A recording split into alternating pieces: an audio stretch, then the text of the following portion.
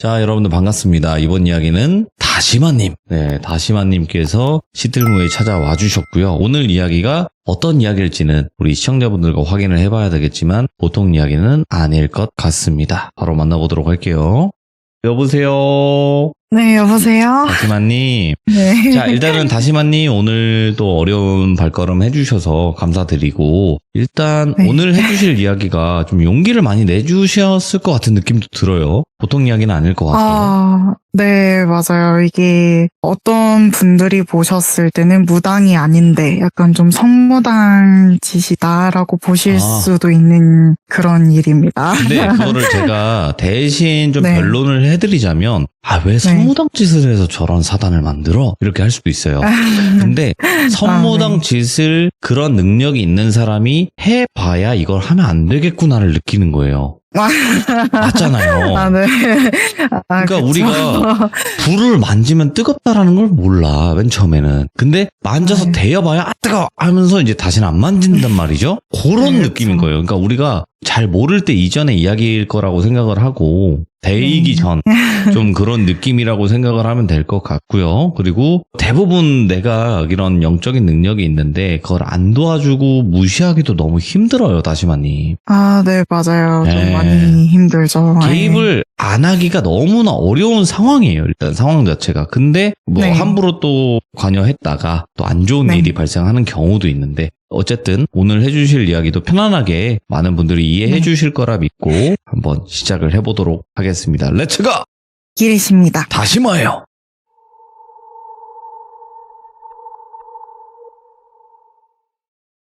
이번 이야기는 제가 무당이 아니지만 빙의에 걸렸었던 언니를 도와주게 된 이야기예요. 빙의. 그래서 마무리는 잘 됐습니다. 걱정하지 않으셔도 되고 오히려 고맙다고 얘기를 들었고요.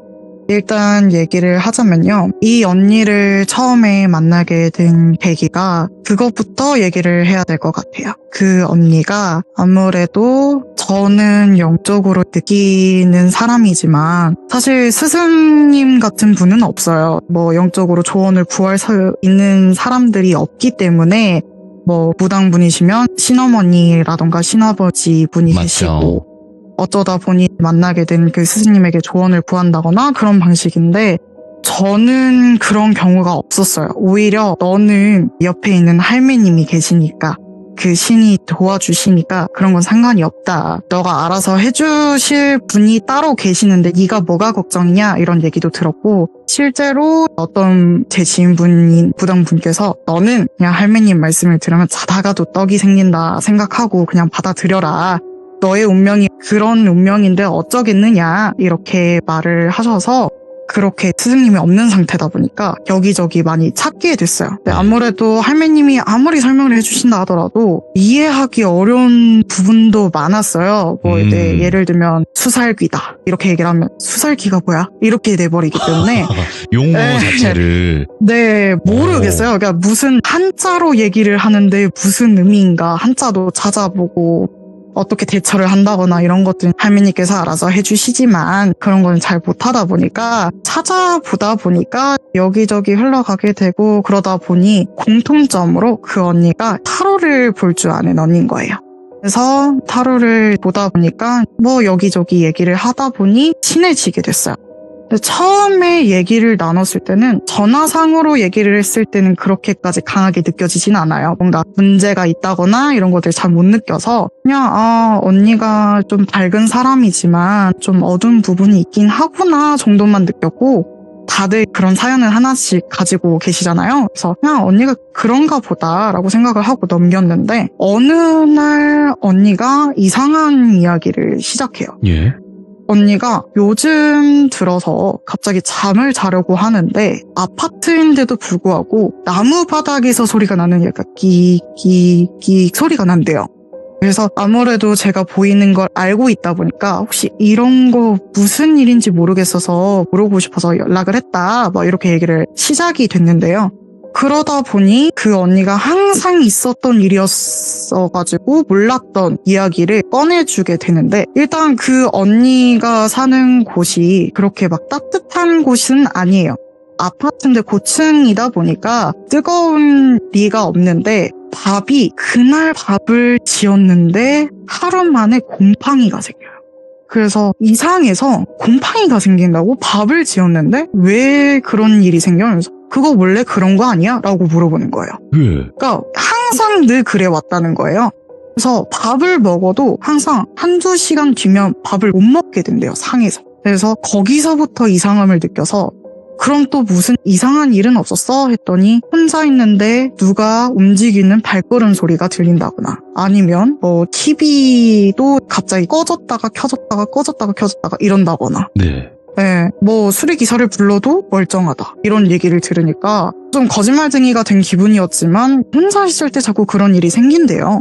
그래서 아 그래? 그럼 나는 이게 전화상으로 느꼈을 때는 잘 못 느끼는데 혹시 만나볼 수 있을까 해서 만나보게 됐어요. 네. 그래서 만나게 되었는데 그때 당시에 또 할매가 그 얘기를 옆에서 듣더니 딱 그 말씀이에요. 네가 도와라. 아, 이건 일이 네가 해야 터졌다. 네, 그렇게 얘기를 하더라고요. 그래서 일단 데리고 와서 상태를 보니까 어떤 상황이었냐. 언니가 빙의 직전까지 간 거예요. 몸 안에 군단으로 들어가서 귀신이 감당이 안 되고 있는 중이었다고 하더라고요.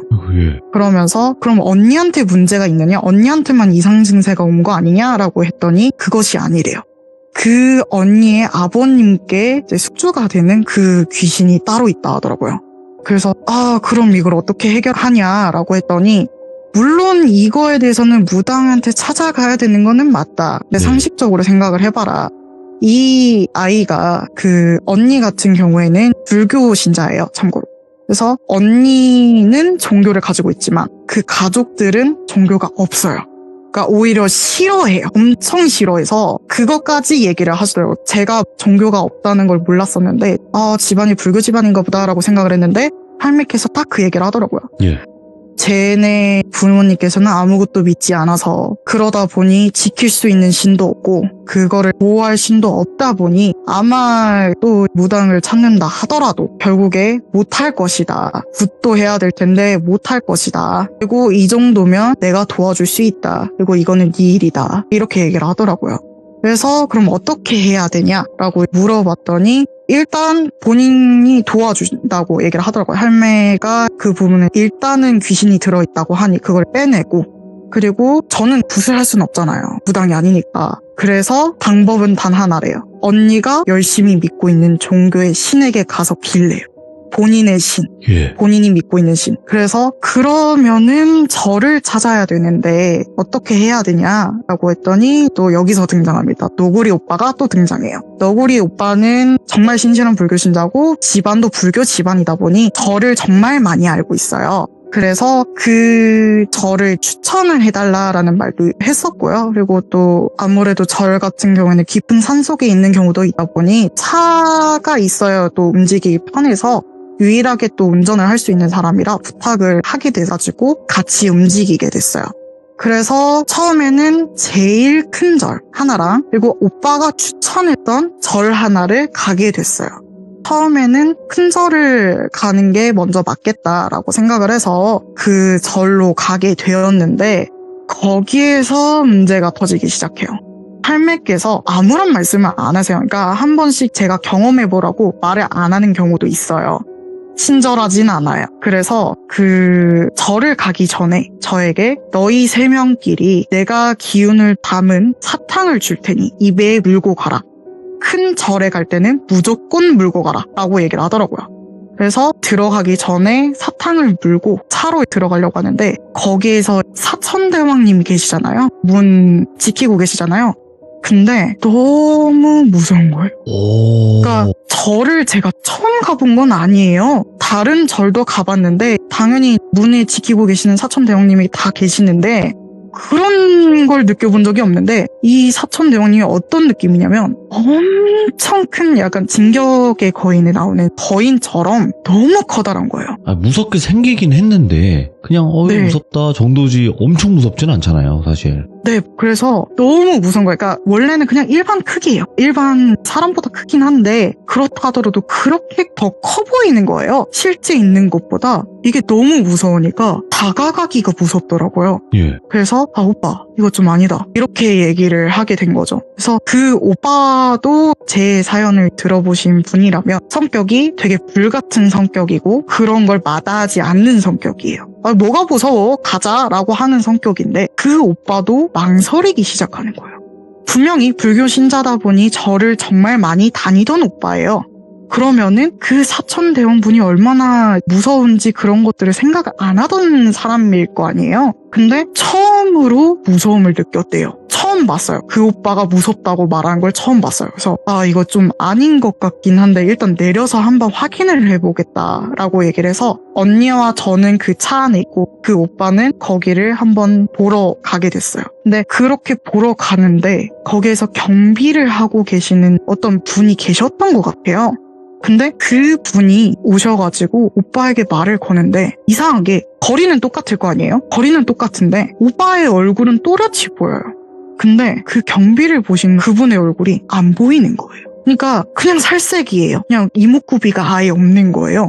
그래서 귀신인 건가 사람인 건가라고 분간이 안 되기 시작한 거예요. 그래서 이게 맞나라고 생각이 들어서 그 너구리 오빠가 딱 돌아오고 나서 앉았어요. 운전석에 앉아서 물어봤어요. 그분 얼굴 보였어? 라고 물어보니까 똑바로 보인대요. 이목구비 있대요. 사람이라고 하더라고요. 근데 언니도 물어봤어요. 언니 이 거리에서 지금 저분 얼굴 보여? 라고 했더니 보인대요. 그러니까 저만 안 보이는 거예요. 이거 아니다. 도망가야 된다. 안 된다. 안 된다. 도망가자. 이렇게 된 거예요. 그래서 결국에는 입구에도 들어가지 못하고 도망 나오듯이 갔고 그리고 오빠가 추천했던 그 절로 가게 됐어요. 근데 원래는 계획상으로는 큰 절에만 가서 대웅전에서 절을 올리는 그런 걸로 계획을 세웠었는데 그러다 보니까 점점점 날이 기운 거예요. 일찍 간 게 아니라 점심때쯤 가버렸거든요. 그래서 좀 거리가 멀다 보니까 점점점 또 산이다 보니까 저물어 가는 거예요. 근데 거기에서 정말 인생 처음으로 진짜 무서운 걸 겪게 돼요. 왜요? 그러니까 운전을 하고 이렇게 쭉 하고 있는데 어디선가 둥둥둥 소리가 나는 거예요. 그래서 뭔 소리 하고 보니까 커다란 기묘한 색을 띠는 금빛의 부처님 상이 따라오고 있는 거예요. 와, 예. 네, 그러니까 이게 약간 둥둥둥 하는 게 쿵쿵쿵 하면서 오는 게 아니라 약간 주파수처럼 엄청 큰 둥탁한 무언가가 오고 있는 소리가 들리는 거예요. 오, 예. 근데 거기에서 또 한 소리가 들려요. 저는 그걸 몰랐는데 불교 신자가 아니었어가지고 그 소리가 들려요. 오 소리가 들리는 거예요. 예? 네, 그래서 이게 뭐지? 너무 무서운데 이제 소름이 끼쳐가지고 오빠 저거 안 보이나? 안 보이나? 이렇게 얘기를 하니까 오빠가 안 보인대요. 아무것도 안 보인대요. 그냥 약간 산이래요. 그래서 오빠 빨리 가라. 이렇게 빨리 밟아라 빨리. 이렇게 된 거예요. 그래서 쭉 가고 있는데 다행히 산 중에 가는 중에 해태의 모습이 있는 거예요. 혜태. 예. 그러니까 해태의 모습인데 실제로 그 산은 없대요. 그러니까 제가 가리키면서 저게 뭐 있나라고 물어보니까 없대요. 영적인 존재인 거예요. 그러니까 해태의 모습으로 저를 뚫어져라 보고 있는 그 모습을 보고 거기를 부항하고 가니까 거기서 갑자기 뚝 끊겨요. 그러니까 모습도 안 보이고 이상한 소리가 났던 것도 사라진 거예요. 그래서 살았다 했는데 이제 입구로 들어가니까 깜깜해진 거예요. 그래서 와 이거 대웅전 못 가겠는데 라고 생각을 했어요. 그때가 한 5시, 6시쯤이어가지고 늦었다. 산이면. 예. 네. 맞아요. 그리고 또 그때가 추운 날이었거든요. 여름이 아니다 보니까 빨리 지는 때기도 했고 시간도 늦은 거예요. 그래서 어떡하지 하면서 대웅전 쪽으로 일단 가봤더니 저 멀리서 하얀 빛이 나는 어떤 사람이 걸어오는 거예요. 그러니까 흔히 절에서 보살님이라고 부르는 그 도와주시는 분 있잖아요. 여성분. 네, 여성분께서 걸어오고 계셨던 거예요. 그분이 딱 오시면서 말하시는 게 뭔가 기다렸다는 듯이 대웅전 가시는 거예요? 라고 여쭤보시는 거예요. 그래서 네, 혹시 지금 닫았겠죠? 라고 물어보니까 네, 당연히 닫았고요. 일단 저기 그나마 부처님 상이 이제 계시는 곳이 있을 거예요. 거기에 가셔가지고 기도 올리시고 다음날 아침에 일찍 오시면 돼요. 하고 그냥 가시는 거예요. 예. 그래서 어리둥절한 상태로 어안이 벙벙해서 일단 가볼까 하고 갔는데 거기도 무서워요. 예. 거기가 불빛이 아래서 위로 쏘아져 있다 보니까 좀 무서운 느낌도 들고 부처님 상이 이렇게 여러 가지가 있는데 미로처럼 되어 있어요. 그러니까 다 부처님이세요. 그래서 일단 여기를 가는 게 맞나 싶긴 한데 무섭다 하더라도 약간 좀 우리를 해칠 것 같다 정도의 무서움은 아니었던 거예요. 네. 그래서 원래는 드리려고 했던 돈을 거기에 넣게 되고 기도 올리고 도망치듯이 나왔어요. 그러고 나니까 안정된 걸 느끼게 된 거예요. 그래서 이제는 집으로 돌아갈 수 있겠다 해서 집으로 돌아와서 얘기를 나누게 됐는데 예. 그러고 나니까 이때까지 할매가 없었어요. 같이 있지 않았어요. 그래서 그제서야 저희 집으로 돌아오니 얘기를 하려고 오더라고요. 그래서 왜 이제 왔냐, 아니 우리를 지켜줘야 되는 거 아니냐, 가라고 해놓고 왜 그랬냐 하면서 솔직히 말하면 좀 너무 무서웠어가지고 뭐라 했어요. 그랬더니 하는 말이 생각을 해봐라. 자기의 영역에 있는 신분들이 다 계시는데 내가 대뜸 거기를 찾아가면 어떻게 되겠느냐. 12밖에 안 된다. 못 간다. 이렇게 얘기를 하셔가지고 그래서 저희한테 기운이 담겨있는 사탕만 쥐어준 거예요. 미약하게. 얘는 우리가 지키고 있는 아이들이니 잘 부탁한다는 의미로. 그래서 저희가 그러면은 어떻게 해야 되냐 물어봤어요. 그랬더니 일단 가야지. 거기에서 인연이 있었을 거 아니야. 너에게 가라고 했던 사람이 있었을 텐데 라고 얘기를 하는 거예요.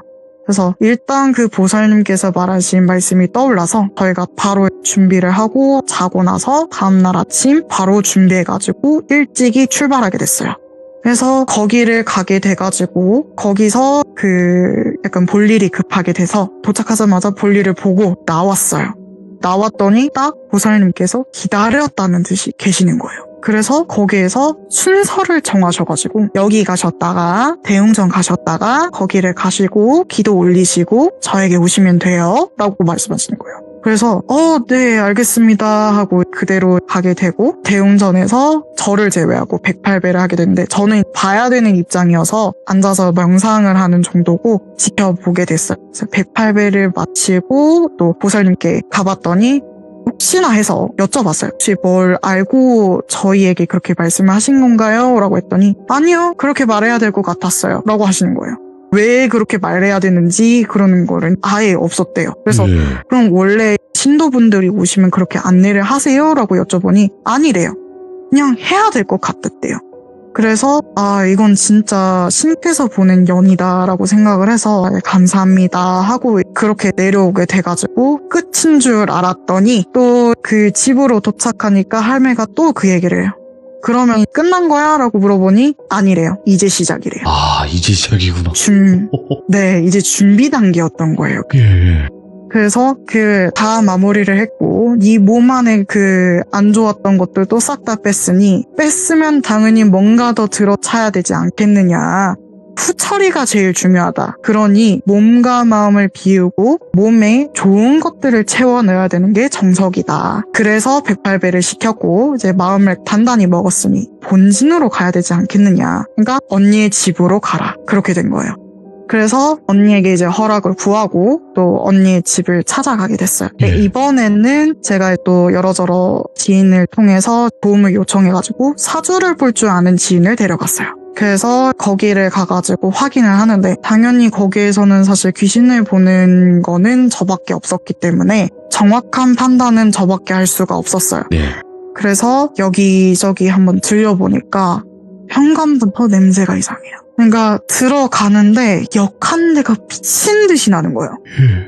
그래서 이게 뭔가 싶었는데 언니가 불교 신자라고 했잖아요. 그래서 언니 방에는 부처님 상이 있거든요. 근데 거기는 그냥 향 냄새만 나고 약간 인센스 향만 나고 거기만 향이 좋고 다른 데는 막 썩은 내가 진동을 하는 거예요. 그래서 주변을 둘러보니 여기저기 기어다니면서 유독 왠지 모르겠는데 아기가 또 있더라고요. 굶어 죽은 귀신이 있더라고요. 그러면서 바닥에 뭔가 떨궈져 있어요. 그걸 미친 듯이 주워 먹어요. 그리고 거기에 뭔가 기묘하게 악기라고 해야 될지 악신이라고 해야 될지 되게 애매한 느낌이 들었던 게 이건 제가 판단하기 어려워서 사실 악마처럼 느껴졌어요. 그래서 그 악마의 느낌이 너무 세게 드는 거야. 유황 냄새라고 해야 될까? 어머. 그러니까 그게 너무 심한 거예요. 특히 아버님이 계신 방에서. 그래서 바로 누구 방인지 알고 있었고, 특히나 그때 당시에는 언니의 동생분이 있었는데 동생분도 귀신을 믿진 않아요. 그래서 처음에는 저한테 뭐라 하더라고요. 귀신이 어디 있냐라고 얘기를 하길래 제가 문득 그 얘기를 해줬어요. 최근에 아파트에서 죽은 강아지가 있을 텐데 핀 강아지지? 라고 물어보니 그제서야 믿더라고요. 실제로 그런 일이 있었고 어떤 생김새였는지 그것도 싹 다 얘기를 하니까 그제서야 믿더라고요. 그래서 동생의 힘을 얻어서 여러저러 이야기를 나누게 되고, 얘기를 해보니 확실히 가위 눌리는 것도 몇 번 있었고요. 그 동생도 여러 현상이 있었는데 그냥 아무것도 몰라서 이런가 살았대요. 그래서 여거저거 방법으로 제가 도와주게 되었고요. 제일 중요한 건 본진으로 가라라고 했던 이유가, 원래 집마다 지키고 있는 신이 따로 있거든요. 근데 거기에는 거의 소멸 직전까지 가셨더라고요. 힘을 못 써요, 아예. 그래서 그것도 도와줄 겸 여러 가지 상태를 확인을 하고 다시 저희 집으로 돌아와서 할매가 말하는 대로 상을 차리고 의식을 치르게 돼요. 그래서 무당은 아니지만 그때는 할매께서 제 몸을 빌립니다. 그래서 그때 의식을 치르고 나니 당연히 자연스럽게 언니가 그 빙의가 일어난 거예요. 그러니까 한 번도 그런 적이 없어요. 한 번도 언니가 원래 되게 성숙한 성격이고 말할 때도 안녕? 이런 느낌으로 얘기를 하는 언니인데, 언니가 갑자기 완전히 180도가 변해가지고 야, 나 이거 싫어. 나 이거 버릴래. 안 해. 이러는 거예요. 그래서 거기에서 이거 어떡하지 하는 순간 할매가 탁 들어와서 나가. 그러면 안 되지. 산 사람을 그렇게 만들어. 이렇게 이제 호통을 치더라고요. 그러고서 달래고 해주고 하니까 그제서야 나 그럼 좋은 곳 보내줄 거야? 이러더라고요. 그래서 좋은 곳 보내줄 테니 너도 내가 누군지 아지 않느냐? 라고 하더라고요. 그래서 또 이제 제가 할매라고 해서 할머니의 모습일 수도 있는데 원래는 되게 선하고 정말 예쁘게 생긴 분이에요. 네, 선녀와 비슷한 모습을 가지고 있는 분인데 그러다 보니까 그렇게 표하더라고요. 누나 말은 들을 수 있을 것 같아. 이렇게 얘기를 하더라고요. 그래서 그래 내가 보내줄 테니 그만 괴롭히고 나와라 라고 하더라고요. 그래서 거기에 있는 아버님께 있는 것도 가족이다 보니까 이제 데리고 올 수 있어서 그래서 의식을 한 거였고요. 그래서 데리고 와서 언니가 왔을 때 바로 꺼내서 보내는 그 의식을 치르고 마무리를 해서 더 이상 언니가 고통받는 일이 없어졌습니다. 아니 근데 네. 뭔가 그 안에 더 뭔가 처절한 무언가가 있었을 것 같긴 한데, 아버님께서 사실 안 좋은 일을 많이 하셨더라고요. 사람을 낮잡아 본다거나 아니면은 좀 그냥 업이 좀 함부로 대하는 있으셨구나. 그런 업이 너무 많아서 예. 할매께서도 마무리하면서 얘기를 했던 게 니네 아버님 때문에 네가 고생이 많다라고 얘기를 하더라고요. 사실 나 혼자 그렇게 업을 받는다면 차라리 나은데 가족들한테도 민피를 많이 끼치게 된다고 하더라고요. 그러니까 신을 욕하는 말도 많이 있고 그래서 화가 많이 났다는 얘기가 있어요. 신에 대해서 함부로 말하고 막 이런 경우도 있고, 특히 그 애기만 있었던 것도 아니고요. 그냥 갑자기 어떤 여자가 미친 듯이 웃으면서 네가 무당이야? 그래? 이러더라고요 저한테. 그래서 제가 찔릴 만한, 제가 이제 멈칫할 만한 거를 다행히 할매가 탁 붙잡고 어딜 함부로 떠드느냐? 입 닥쳐라. 원래는 좀 심하게 말을 했는데 쌍욕을 했었는데 이제 예. 정신 차려라고, 네가 붙들어라, 네가 붙들어야 된다 하면서 언니한테 얘기를 하고, 그러니까 또 할매가 또 쓰는 그 부채가 하나 있어요. 저한테 항상 들고 다니라고 하는 부채가 하나 있는데 그걸로 칼처럼 쓰더라고요. 너무 말이 안 듣는다, 달래도 달래지가 않는다 싶으면은 칼로 찌르듯이 푹 찌르더라고요. 부채로 그러니까, 찌르는 거네. 예. 네, 근데 그게 느낌이 그냥 살짝 되는 정도거든요, 힘 정도가. 근데 외마디 비명을 지르더라고요. 너무 아프다고, 잘못했다고 살려달라고. 이놈은 데려갈 가치가 없다. 여기서 소멸될래 말래 이러고 얘기를 하더라고요. 그러고 나니까 갈게요 죄송해요 갈게요 이러더라고요. 그래서 그런 경우도 많았고 여러저러 빙의도 많이 있었어요. 뭐 남자도 있었고 많이 있었던 것 같아요. 근데 그래서- 그렇게 네네. 들어차는 경우는 사실 네. 구멍 난 사람들이 그렇거든요. 네, 맞아요. 왜 구멍이 났었을까? 아마 그게 그런 경우도 있다고 들었어요. 그러니까 일반 사람인데 이 사람이 되게 예민한 기질을 가지고 있어요. 네. 언니가 타로를 본다고 얘기를 했잖아요. 어차피 예민한 사람이죠. 예. 네, 엄청 예민한 사람인데 언니를 제외하고는 예민하지 않는 분들이에요. 근데 그러다 보니까 좀 심한 말을 하셨겠죠. 근데 그 언니 같은 경우에는 예민하니까 그 집안을 가지고 휘젓고 놀고 있었던 거예요, 걔네들이. 원래도 네. 그랬었지만. 근데 언니가 그게 딱 어느 순간 예민해진 게 점점점 생기면서 느껴지는 거예요. 한 번씩 귀신이 보인다거나 들린다거나 이런 게 아니라 그냥 약간 이미지로 보인다거나 아니면은 머릿속에 울린다거나 이런 게 생긴 거예요. 그러니까 점점 원래도 아픔을 가지고 있었던 사람이었지만 원래 되게 굳건했거든요. 난 잘할 거야. 난 대단한 사람이야. 난 가치 있는 사람이야. 이렇게 살았던 사람인데 점점점 본인이 힘들었던 기억을 다 끄집어내서 계속 얘기를 하는 거예요, 옆에서. 거짓말이잖아. 너 그런 거 못하잖아. 너 원래 그럴 수 없었잖아. 하면서 비난을 계속하니까 빈 곳이 생긴 거예요. 예. 그래서 언니가 그런 경우도 생겼고 또 아버님께서 언니에게도 좋은 소리를 못해서 그거를 또 이용하다 보니까 원한을 서리게 만들었더라고요. 네, 그래서 뭐 저주와 비슷하게 이뤄진 것도 여러 가지 있었고요. 복합적인 이야기가 있어서 그 집안에 문제가 생기고 또 언니에게도 안 좋은 일이 생겼던 거예요. 그러니까 네. 이게 많은 생각을 하게끔 만드는 이야기인데요. 예를 들어서 우리 가족이 잘못했는데 왜 내가 이런 피해를 받아야 돼? 라는 사람들도 있잖아요. 근데 그런 게 있어요. 그 가족, 예를 들어서 A라는 사람이 나를 그렇게 함부로 대고 나한테 그렇게 나쁜 짓을 했으면 그 A라는 사람을 공격하는 것보다는 그 자식을 공격하는 게 가장 힘들잖아요. 그 사람이 맞아요. 겪는 것 소중한 중에서. 것을 앗아가려고 하죠. 네, 그러니까 네, 업이 퍼지는 것 같아요. 네, 맞아요. 원한이라든지 이런 것들이. 네, 그래서 할매께서 어떠한 일이더라도 말을 제대로 함부로 하고 다니지 마라. 네. 적을 만들지 마라. 너를 보호하고 싶으면 적을 만들지 마라. 이렇게 얘기를 하긴 하더라고요. 그러면 어쨌든 어. 해결이 됐잖아요. 네네. 그럼 해결되고 나서는 좀 어떠셨어요, 그분은? 해결되고 나서 원래는 밥을 못 먹었어요, 언니가. 오. 근데 정말 잘 먹고 예. 네, 살이 쪘어요. 오. 네, 그리고 안 좋았던 일들도 풀리고 예. 또 원래 부모님과 사이가 안 좋아졌는데 서로 이제 사랑한다는 말도 하고 그렇게 됐습니다. 많이 변하게 야. 됐고 집안에도 평화가 왔었어요. 다시마님께서 진짜 선행을 베푼 거네요.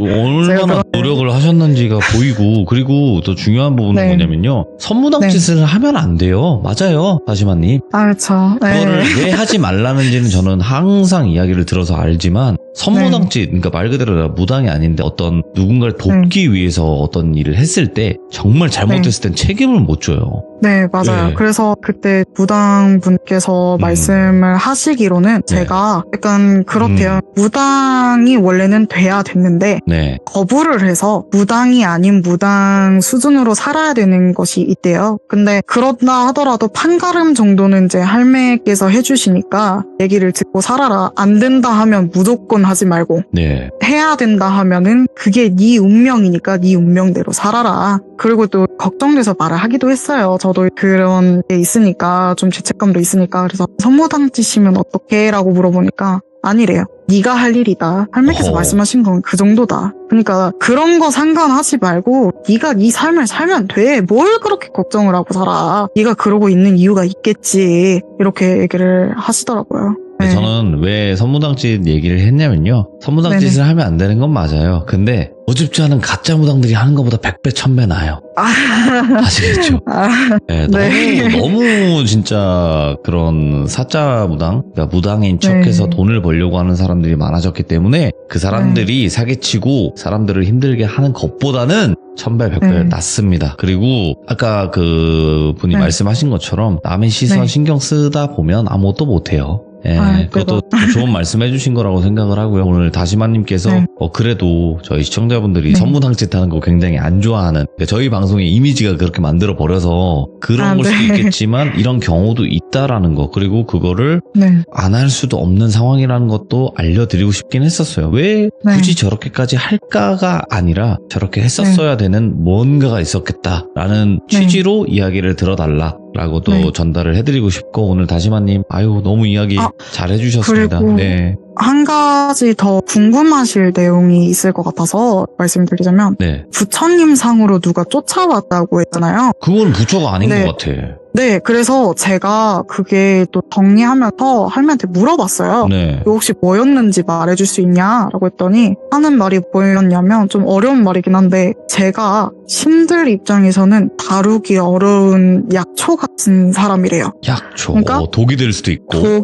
네, 약이 될 수도 있는 사람인데, 제가 그때 그 이후로는 그 절을 갈 수 있게 됐거든요. 예. 그게 알고 보니까 그 큰 절에 악신이 있는데, 그 네. 악신을 부처님의 상으로 가둬놓은 상황이었대요. 어호. 근데 그때는 제가 준비가 되지가 않아서, 만일에 이게 제가 역이용한다 치면은 저를 홀려서 벗어날 수 있었다 하더라고요. 오, 위험했다. 네, 정말 위험해서 그 사천대왕님이 알려주신 거였어요. 그 무섭게 만들었던 이유도 그 이유였고, 그리고 그거를 쫓아왔던 이유도 거기를 벗어나고 싶으니까 저를 쫓아오고 있었다라고 하더라고요. 야, 그러면 네. 한마디로 좀 긴장 좀 해. 그 영적인 그 영빨이라 그러죠. 그거 다 세워놔. 네. 안테나 세워놔. 네. 좀 이런 느낌으로 일단 들어갈 때 기선제압 하면서 뭔가 무섭게 만들어 놓고 이렇게 좀 네. 예민하게 만들어 놓는 것 같아요. 보니까. 네, 네, 맞아요. 그리고 그래서- 다시마님 아까 이제 부처 형상이 쫓아왔다고 했을 때 에이 이건 부처 아니야. 이렇게 생각은 저는 이미 했었고, 네, 그리고 네. 정확히는 아닐 수도 있어요. 하지만 제가 네. 알기로는 부처는 형상이 없다고 들었어요. 원래는. 아, 네, 맞아요. 예, 부처는 네. 형상이 없다. 애초에. 네, 예, 그렇게 들었기 때문에 그런 형상을 하고 나오는 것은 그냥 일종의 좀 뭔가 네. 둔갑하는 그런 느낌 있잖아요. 네, 맞아요. 예, 그렇게 생각을 했었었는데 역시나 네. 다시마님이 이 부분까지 찝어주셔서 너무너무 감사드립니다. 고마워요. 네, 감사합니다. 네, 다음번에 또 다른 이야기로 찾아와 주세요. 네, 감사합니다. 고맙습니다. 다시마님도 일반적인 삶을 사신 분이 아닙니다. 예, 정말 여러 가지 수많은 일들이 있었던 분이고요. 시들무의 이야기들이 올라오면 여러분들도 다시마님 이야기 항상 또 많이 들어주시고 응원해주시고, 다시마님이 겪는 영적인 세상은 이랬구나 라는 거를 조금 더 공감할 수 있는 그런 영상 되시길 바라면서 여러분들의 생각도 댓글로 꼭 남겨주시길 바라겠습니다. 감사합니다.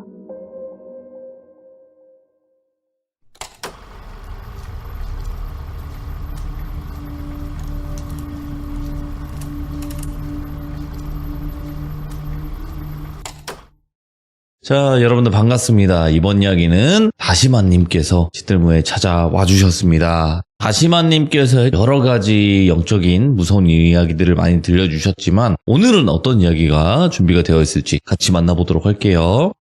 여보세요?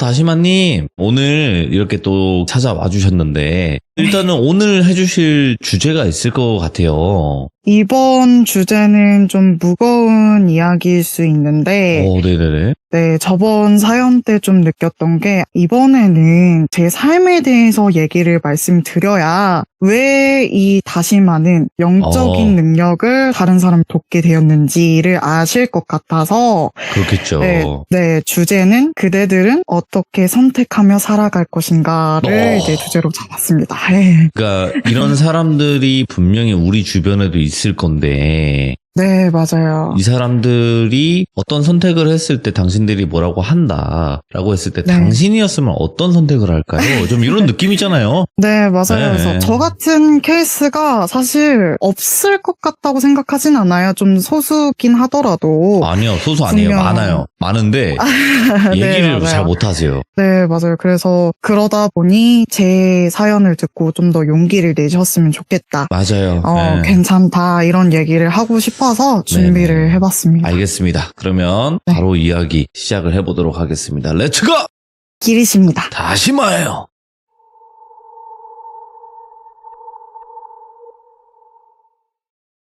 일단 제가 어릴 때 당시에는 성격이 지금과 완전 정반대였고요. 그리고 사람을 정말 믿지 못하고 정도 없었고요. 되게 이기적인 사람이었어요. 그래서 다른 사람이 무슨 문제가 생겼다, 뭐 할머니가 무거운 짐을 짐고 가신다, 저밖에 없다, 그럼 그냥 지나가던 사람이었고요. 누군가를 돕는 사람은 절대 아니었어요. 그러니까 무서워서 오히려 용기를 못 냈던 그런 사람이었어요. 그리고 되게 현실적으로 살려고 노력을 많이 했기 때문에 신도 믿지 않았었고요. 귀신이 보이기 전까지는 귀신의 귀자도 몰랐고 관심도 없었고, 있어봤자 내 인생에 무슨 중요한 역할을 하겠느냐 이런 생각을 해서 정말 아무 생각이 없었던 사람이었는데요. 그러다 보니 영적으로 사건이 있다 하더라도 귀신이 보이고 나서는 제가 스스로 조현병인가? 라고 고민을 할 정도로 제 스스로에 대한 의심도 엄청 많았고, 귀신이 보인다 하더라도 있는 그대로 믿지도 않았고요. 그리고 중학교 때 어쩌다 보니 또 소문이 났어요. 쟤는 귀신이 보인다 이러면서. 그랬기 때문에 처음에는 귀신이 보이지 않고 믿지 않았던 사람이 귀신을 보게 되면 다들 어떤 선택을 할지 저도 궁금하긴 해요. 쉽지 않죠. 예. 상상만 해봐도. 그래서 기종님 분들도 이야기를 들으시면서 좀 상상해 보시면서 들어보셨으면 좋을 것 같아요. 처음에는 저는 그 거부를 많이 했어요. 보일 리가 없다, 좀 정신병이 있는 게 아닐까 이런 생각을 하면서 어떻게든 거기에서 발버둥 치면서 나오려고 했어요. 그래서 뭐 소문이 났을 때도 저한테 찾아오더라고요. 네. 너 혹시 귀신 보인다고 하는데, 내가 할머니가 무당분이신데도 부적을 써왔대요. 근데 부적을 써왔는데 부적을 붙여도 풍수지리도 좋아도 가위에 계속 눌린다. 근데 혹시 너는 뭐 보인다고 하니 내가 어떤 거에 문제가 있는지 볼 수 있어? 이렇게 얘기를 하더라고요. 그래서 저는 그때 바로 그렇게 말했어요. 나 무당 아니야. 내가 뭐 귀신이 안 보이는데, 그 귀신이 보인다 하더라도 보이기만 한 거지 내가 뭘 어떻게 해결해. 그걸 왜 나한테 가지고 와. 그래서 아니 그래도 보이는 게 있지 않느냐, 얘기 좀 해달라 하면서 계속 뭐라 하길래 그래 알았다 하면서 말해준 게 부적이 잘못됐다라고 얘기를 했어요. 네. 했더니 부적이 잘못됐다고 얘기를 하니까 갑자기 바로 화를 내는 거예요. 아니 부적을 우리 할머니가 무당이신데 그분이 잘못 쓰실 리가 없잖아. 그걸 받아왔는데 왜 그게 문제가 될 거라는 거야 하면서 화를 내는 거예요. 뭔가 듣고 싶은 이야기가 있었나 보죠. 그래서 그렇게 얘기를 하니까 그러면은 나한테 말하지 말지, 뭐하러 나한테 물어봤냐, 어차피 내가 해결해 줄 수 있는 것도 아니다, 알아서 해라 하고 나니까 이제는 또 다른 소문이 돌기 시작해요. 쟤 보이는 거 거짓말이다. 헐, 관심 받으려고 그런다. 네, 관심 받으려고 한다. 그래서 그런 이야기를 듣다 보니까, 원래도 제가 그때 당시에는 중학교 시절이라서 제가 은근한 따돌림을 당하고 있었거든요. 원래도 그랬었기 때문에 신경을 안 썼어요. 그냥 그래 니들이 뭘 알겠냐 하면서 넘겼는데, 어느 날 나중에 또 소문이 돌아요. 사실 걔가 말한 게 맞았다. 그러니까 부적이 진짜 뭔가 잘못됐나 봐요. 그래서 결국에 태웠다는 얘기를 소문으로 들었어요.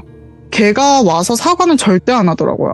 그래서 뭐 맞았나 보다 하고 넘겼죠. 근데 그때만 해도 영적으로 도움을 주는 것도 별로 안 좋아했기 때문에 제가 제 자신도 못 믿고 있는데 누굴 감히 도와주겠느냐 이런 생각을 항상 가지고 있어서 관심이 없었어요. 그냥 그래 네가 알아서 해결됐다니 뭐 잘됐다 뭐 이런 생각도 했고, 친하지도 않았기 때문에 그래 알아서 해 이러고 살았던 것 같아요. 근데 그러다가 고등학교에 올라가서 쌍둥이 사건, 혹시 기억나시는 분이 계실지 모르겠지만 그 쌍둥이 사건 때 처음으로 제가 귀신의 빙이 됐던 얘를 도와주게 된 그 사건이 벌어지는데, 그때도 그냥 약간 좀 삭제된 부분이 있어요. 사실 엄청 제가 따지고 들었어요. 내가 왜 그걸 해줘야 되냐, 무당 찾으면 있지 않느냐, 왜 나한테 그러느냐 하면서 엄청 따지고 들었었는데, 그때도 할매가 그래도 너가 돕는 게 낫지 않겠느냐, 너 어차피 도울 거잖아 이렇게 얘기를 하기도 했고, 또 마침 부탁했던 얘가 제가 귀신이 처음 보였을 때 당시에는 좀 많이 도와줬던 친구였기 때문에 그 친구를 도와줬다가 크게 되었죠. 배드 엔딩이었기 때문에 그 이후로 정말 하기 싫어졌어요. 내가 왜 도와줘야 돼? 내가 왜 그렇게 살아야 돼? 이렇게 생각이 들더라고요. 그래서 그 이후로는 보이든 말든 그냥 신경을 안 쓰고 살았던 것 같아요. 그러다가 또 사건이 하나 터져요. 이건 진짜 많이 무거운 이야기일 것 같은데 잠시만요. 아이고, 뭔 일이시길래, 예. 귀신은 중학교 때 보였었고요. 고등학교 때는 보이기 시작한 부분이 일반 사람에게 밧줄 같은 게 보여요. 근데 그게 저는 처음에 의미를 몰랐지만 좀 안 좋은 선택을 하는 사람들, 그거에 대해서 마음을 굳게 먹었느냐 마느냐, 이게 그걸로 갈린다고 하더라고요. 그래서 처음에는 그걸 보고도 제가 할 수 있는 건 없다고 생각했어요. 그래서 그냥 넘기고 살아왔는데 일이 하나 터지게 돼요. 정말 친했던 여자인데 친구가 정말 예쁘게 생긴 애였어요. 블랙핑크의 리사를 닮았을 정도로 정말 예쁜 친구였는데 그 친구가 마지막 모습이거든요. 아, 예. 네, 그 친구가 정말 웃상이고 자주 웃었던 친구인데 그 친구가 저에게 마지막으로 인사할 때 안녕, 잘 가 했던 게 마지막 모습이었지만 밧줄에 묻어 있었고요. 굉장히 길었어요. 예. 그래서 그러고 나서 일주일 뒤에 부고 소식이 들렸어요. 그 친구가 일반적으로 안 좋은 선택을 그냥 한 것도 아니고요. 2번 시도했더라고요. 그래서 그렇게 가게 되었고 그때 좀 충격을 많이 받게 됐어요. 내가 잘못 선택한 건 아닐까. 나는 의미를 알고 있었는데 말이라도 걸어볼 걸. 좀 더 말이라도 할 걸. 심지어 할매가 경고도 했어요. 쟤 이대로 떠나보내도 되냐. 다시 못 볼 수도 있다. 안 들었어요. 그래서 죄책감이 정말 많이 들었어요. 얼마나 그래서 힘들었을까, 예. 장례식도 못 갔고요. 너무 죄책감이 들어서 걔가 약골당에 있는데 못 갔어요. 아직도 몰라요. 어디 있는지. 근데 너무 미안해서 정말 더 슬픈 사실은 그 이후로 귀신으로 보이지가 않아요. 안 찾아오더라고요. 예. 찾아오질 않아요. 제가 보인다는 걸 알고 있거든요. 그 친구한테도 말을 했어요. 근데 안 찾아오더라고요. 어디에 뭐 갇혔는지 어디 있는지는 모르겠지만 도저히 그 아이의 얼굴을 볼 그런 사람이 아니라고 생각해서 도저히 못하겠더라고요. 그래서 그 이후로 정말 많은 혼란이 일어났고 보이던 거에서도 그렇게 크게 반응이 없었다가 처음으로 제가 신을 찾게 됐던 것 같아요. 기독교 집안이라서 교회를 열심히 다녔고 원래는 그냥 일요일만 왔다 갔다 했었는데 새벽 기도도 막 열심히 갈 정도로 정말 빌었어요. 차라리 눈이 없었으면 좋겠다. 예. 장님으로 살아도 괜찮으니까 제발 가져가 달라. 근데 2년 동안 그걸 반복해서도 오히려 그 보이는 건 더 점점 선명해지고 더 많은 것들이 보여지고요. 그 이후로 영적인 사건들이 1년에 4분기에 나뉘어서 1분기마다 오더라고요. 너는 이 운명을 피할 수 없다라는 뜻이요. 네. 그래서 이거는 내가 잘못 선택하면 진짜 사람이 죽겠구나. 잘못되는구나. 이런 생각이 드니까 결국에는 천천히 도와주게 되었던 것 같아요. 네. 그렇게 살게 되면 사실 제가 없는 느낌이에요. 그냥 다른 사람을 매번마다 도와주고 신경 써주고 너 이런 거 있지 않느냐 막 갑자기 전화해서 얘기를 한다거나 이상한 꿈을 꾼다거나 뭐 애지몽을 꾼다거나 이런 식으로 했었기 때문에 그러고 나니까 제가 없는 거예요. 내가 뭘 하고 싶었지? 내가 하고 싶은 게 뭐였을까? 이런 생각이 들더라고요. 그래서 결국에는 제가 현생을 살아보기 위해서 공장을 좀 가서 돈 좀 벌고 내가 하고 싶은 거 하자 해서 공장을 가게 됐는데 그 공장도 좋지는 않았는데 제가 무시했어요. 기운이 되게 음산했고 안 좋은 곳이긴 했지만 사실 그걸 잘 버티고 잘 살아가시는 분들도 많았잖아요. 그래서 그게 좀 부럽기도 했고요. 그래서 나라면 괜찮겠다라고 생각을 했고 사실 좀 아니랬어요. 정말 튼튼한 몸이었고 웬만해서는 제가 스트레스를 받아도 살짝 배만 아플 정도지 정말 건강한 체질이거든요. 예. 그래서 괜찮지 않을까라고 생각을 해서 공장을 그냥 들어갔는데 그때 이후로는 영적인 사건이나 이런 것들이 일이 바쁘니까 신경을 안 쓰게 되더라고요. 그러고 나니까 이번엔 공장에선 귀신이 보이기 시작하고 나중에는 그런 모습까지 봐요. 저랑 친했던 선배가 있었는데 그 선배 귓가에 어떤 여자애가 와서 제가 거짓말했어. 이러는 거예요. 엄마? 예? 그러니까 평소에는 이 언니가 정말 좋아요. 잘해요. 엄청 좋은 언니인데 이 언니가 갑자기 대뜸 화장실을 다녀오더니 어떤 사람한테 왜 나한테 뒷담을 까? 네가 뭔데? 이렇게 얘기를 한 거예요. 근데 얘기를 들어보면 아무 말도 안 했대요. 그러니까 한 적이 없는 얘기를 계속 반복적으로 왜 나한테 그러냐라고 돼가지고 그 사람이 되려 언니 나 싫어요? 내가 그렇게 미워요? 라고 얘기를 할 정도로 난리가 났었는데 정작 친하게 지냈을 때는 저한테는 아무런 일도 없었고 그런 귀신들이 한 번씩 더 보이기 시작하는 거예요. 네가 마치 해결하라는 듯이. 그때도 저는 사실 조용히 있었어요. 네. 그냥 언니에게만 물어보고 언니 혹시 무슨 일이 있었길래 그랬냐 정도만 물어보고 더 이상 묻진 않았는데 결국에는 해결이 됐는지 어떻게 됐는지 모르겠지만 사실 방치에 가깝긴 했어요. 너무 힘들다 보니까. 그러고 나서 점점점 그런 걸 무시하고 다니더니 나중에는 하혈하기 시작했어요. 갑자기 정말 건강했는데 평소에 그거 공장 일을 한다고 하더라도 집안에서도 좀 무거운 걸 많이 들기도 하고 뭐 감농사를 하기도 했어가지고 좀 무거운 걸 많이 들었었거든요. 그래서 그 정도로 힘들진 않았는데 하혈을 하기 시작하더라고요. 처음이었어요. 그래서 충격을 받아서 나중에는 너무 피가 많이 쏟았는지 얼굴이 푸른빛이 돈다고 괜찮냐고 물어보시더라고요. 그래서 또 이걸 내가 방치를 하니까 이렇게 몸이 이상하게 되는구나 싶어서 언니에게 일부러 원석 팔찌 혹시 아신가요? 원석 팔찌를 제가 기운을 담아서 만들어주게 돼가지고 그 언니에게 선물을 해주니 그 이후로 언니가 무슨 일이 생기는 게 사라졌거든요. 그러고 나니까 하혈이 멈추기 시작하는 거예요. 그래서 이게 안 도와주면 내 몸이 망가지는구나 이 생각이 들어서 결국에는 그 일을 그만두게 되었고 영적으로 찾아오는 사람들 더 본격적으로 도와주기 시작했어요. 그래서 그 이후로 대구로 넘어가게 되었고 거기에서도 힘든 사람들 도와주고 제 최선을 다해서 도와줬고요. 그리고 또 교훈이 있었잖아요. 너무 과하게 도와주면 안 되고 아예 안 도와주면 안 된다. 이게 운명의 흐름대로 가야 된다. 이 이야기가 나왔던 이유가 평택 공장에서 일했을 때 제가 무당을 찾아가 봤거든요. 도저히 못하겠어서. 그때 그 무당분이 말씀해 주신 거예요. 저한테. 너 그래야 산다고. 너 운명대로 살라고. 무시하지 말고 너가 최대한 할 수 있는 때까지만 하고 네가 힘들면 그냥 그만둬라. 너한테 온 이유가 있다. 너의 전생에 뭐가 있었겠지. 그거에 대해서 푼다고 생각하고 살아라. 이렇게 얘기를 하셨기 때문에 그래서 도와주게 되었고요. 그러다가 또 현타가 와요. 왜요? 또 사람들을 많이 도와주고 나니까 더 그런 거예요. 나 언제 살아? 나는 나를 어떻게 살지? 그게 있는 거예요. 특히나 제가 하고 싶었던 것도 있었기 때문에 그래서 또 거절하게 돼요. 설마니 또 무슨 일이 생긴가 싶어서 그래도 많이 도와줬는데 한 번 정도 거절해도 되지 않나 싶어서 거절을 했더니 이번에 하반신 마비가 오더라고요. 그러니까 자다가 일어났는데요. 거절하고 나서 자다 일어났는데 상반신은 일어나는데 다리가 안 움직여요.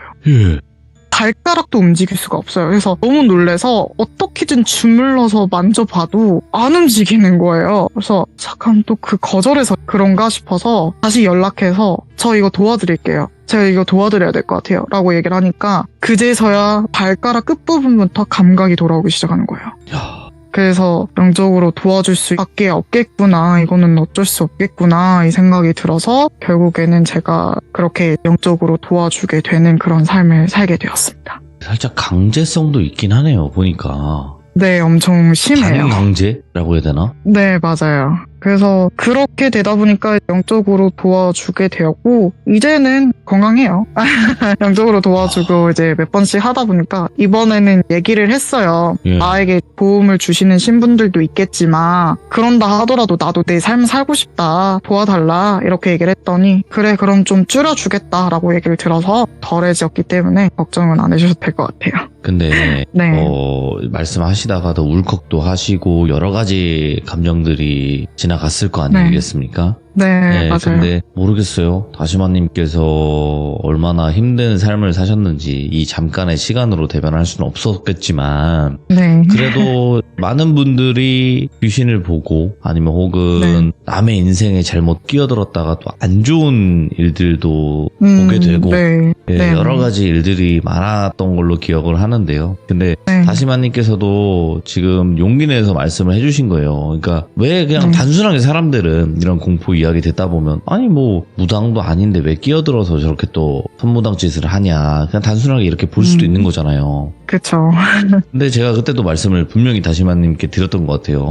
네. 어줍지 않은 무당이 하는 것보다는 훨씬 네. 낫다 이렇게 분명히 말씀드렸잖아요. 네네, 맞아요. 네, 그래서 어떤 삶을 사시든 자유고 그리고 누군가가 네. 도와달라고 했던 것도 그들의 선택이잖아요. 그쵸. 네, 그걸 다 존중해야 된다고 생각을 하고요. 그리고 다시마님께서 전부 이야기는 안 하셨을 거예요. 네, 전부 이야기는 하시지 않으셨겠지만 그래도 뭐라고 해야 될지 제가 어떤 말씀을 드려야 될지 감히 위로가 될 수 있을지 모르겠지만 그래도 정말 잘 해오신 거고 그게 반강제성이든 뭐든 간에 누군가를 도울 수 있었다면 그것만으로도 값진 인생이 아니었을까 싶어요. 감사합니다. 네, 그리고 아유 이게 또 학창 시절이든 주변 사람들이든 귀신을 보고 어떤 영적인 능력이 있으면 그것만 이용하려고 하는 사람들이 많이 붙어요. 아, 맞아요. 네, 그러니까 이 사람만 보고 오는 게 아니라 그냥 단순히 이용하려고 네. 그냥 내 앞날을 알고 싶어서 뭐 위험을 알고 싶어서 그냥 이 사람을 곁에 두는 그런 경우들도 많아서 사람이 많이 무서워질 수도 있는 그런 상황이었을 텐데도 다시마님은 그래도 끝까지 용기를 잃지 않으시고 앞으로 나아가고 계시니까 파이팅 하시길 바라겠습니다. 네, 감사합니다. 네, 다음번에도 다른 이야기로 찾아와 주세요. 네, 네, 고맙습니다. 감사합니다.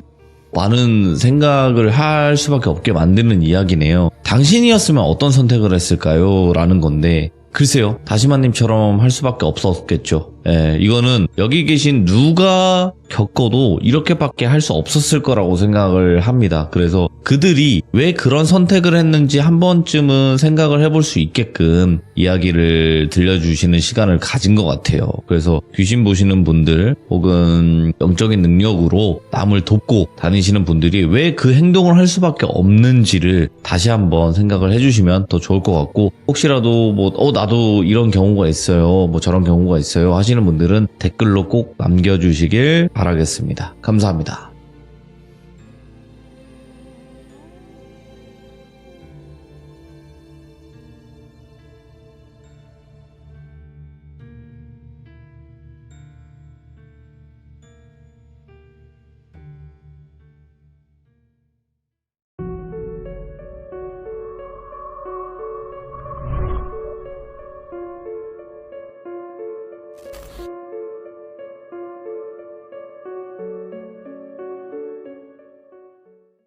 자, 이번 이야기는 시청자 맷도야진님께서 처음으로 시들무에 등장을 하십니다. 일단은 좀 듣기 힘든 직업괴담을 아마 들어볼 수 있을 것 같습니다. 맷도야진님. 네, 바로 만나보도록 할게요. 네, 오세요. 맷도야진님. 네, 안녕하세요.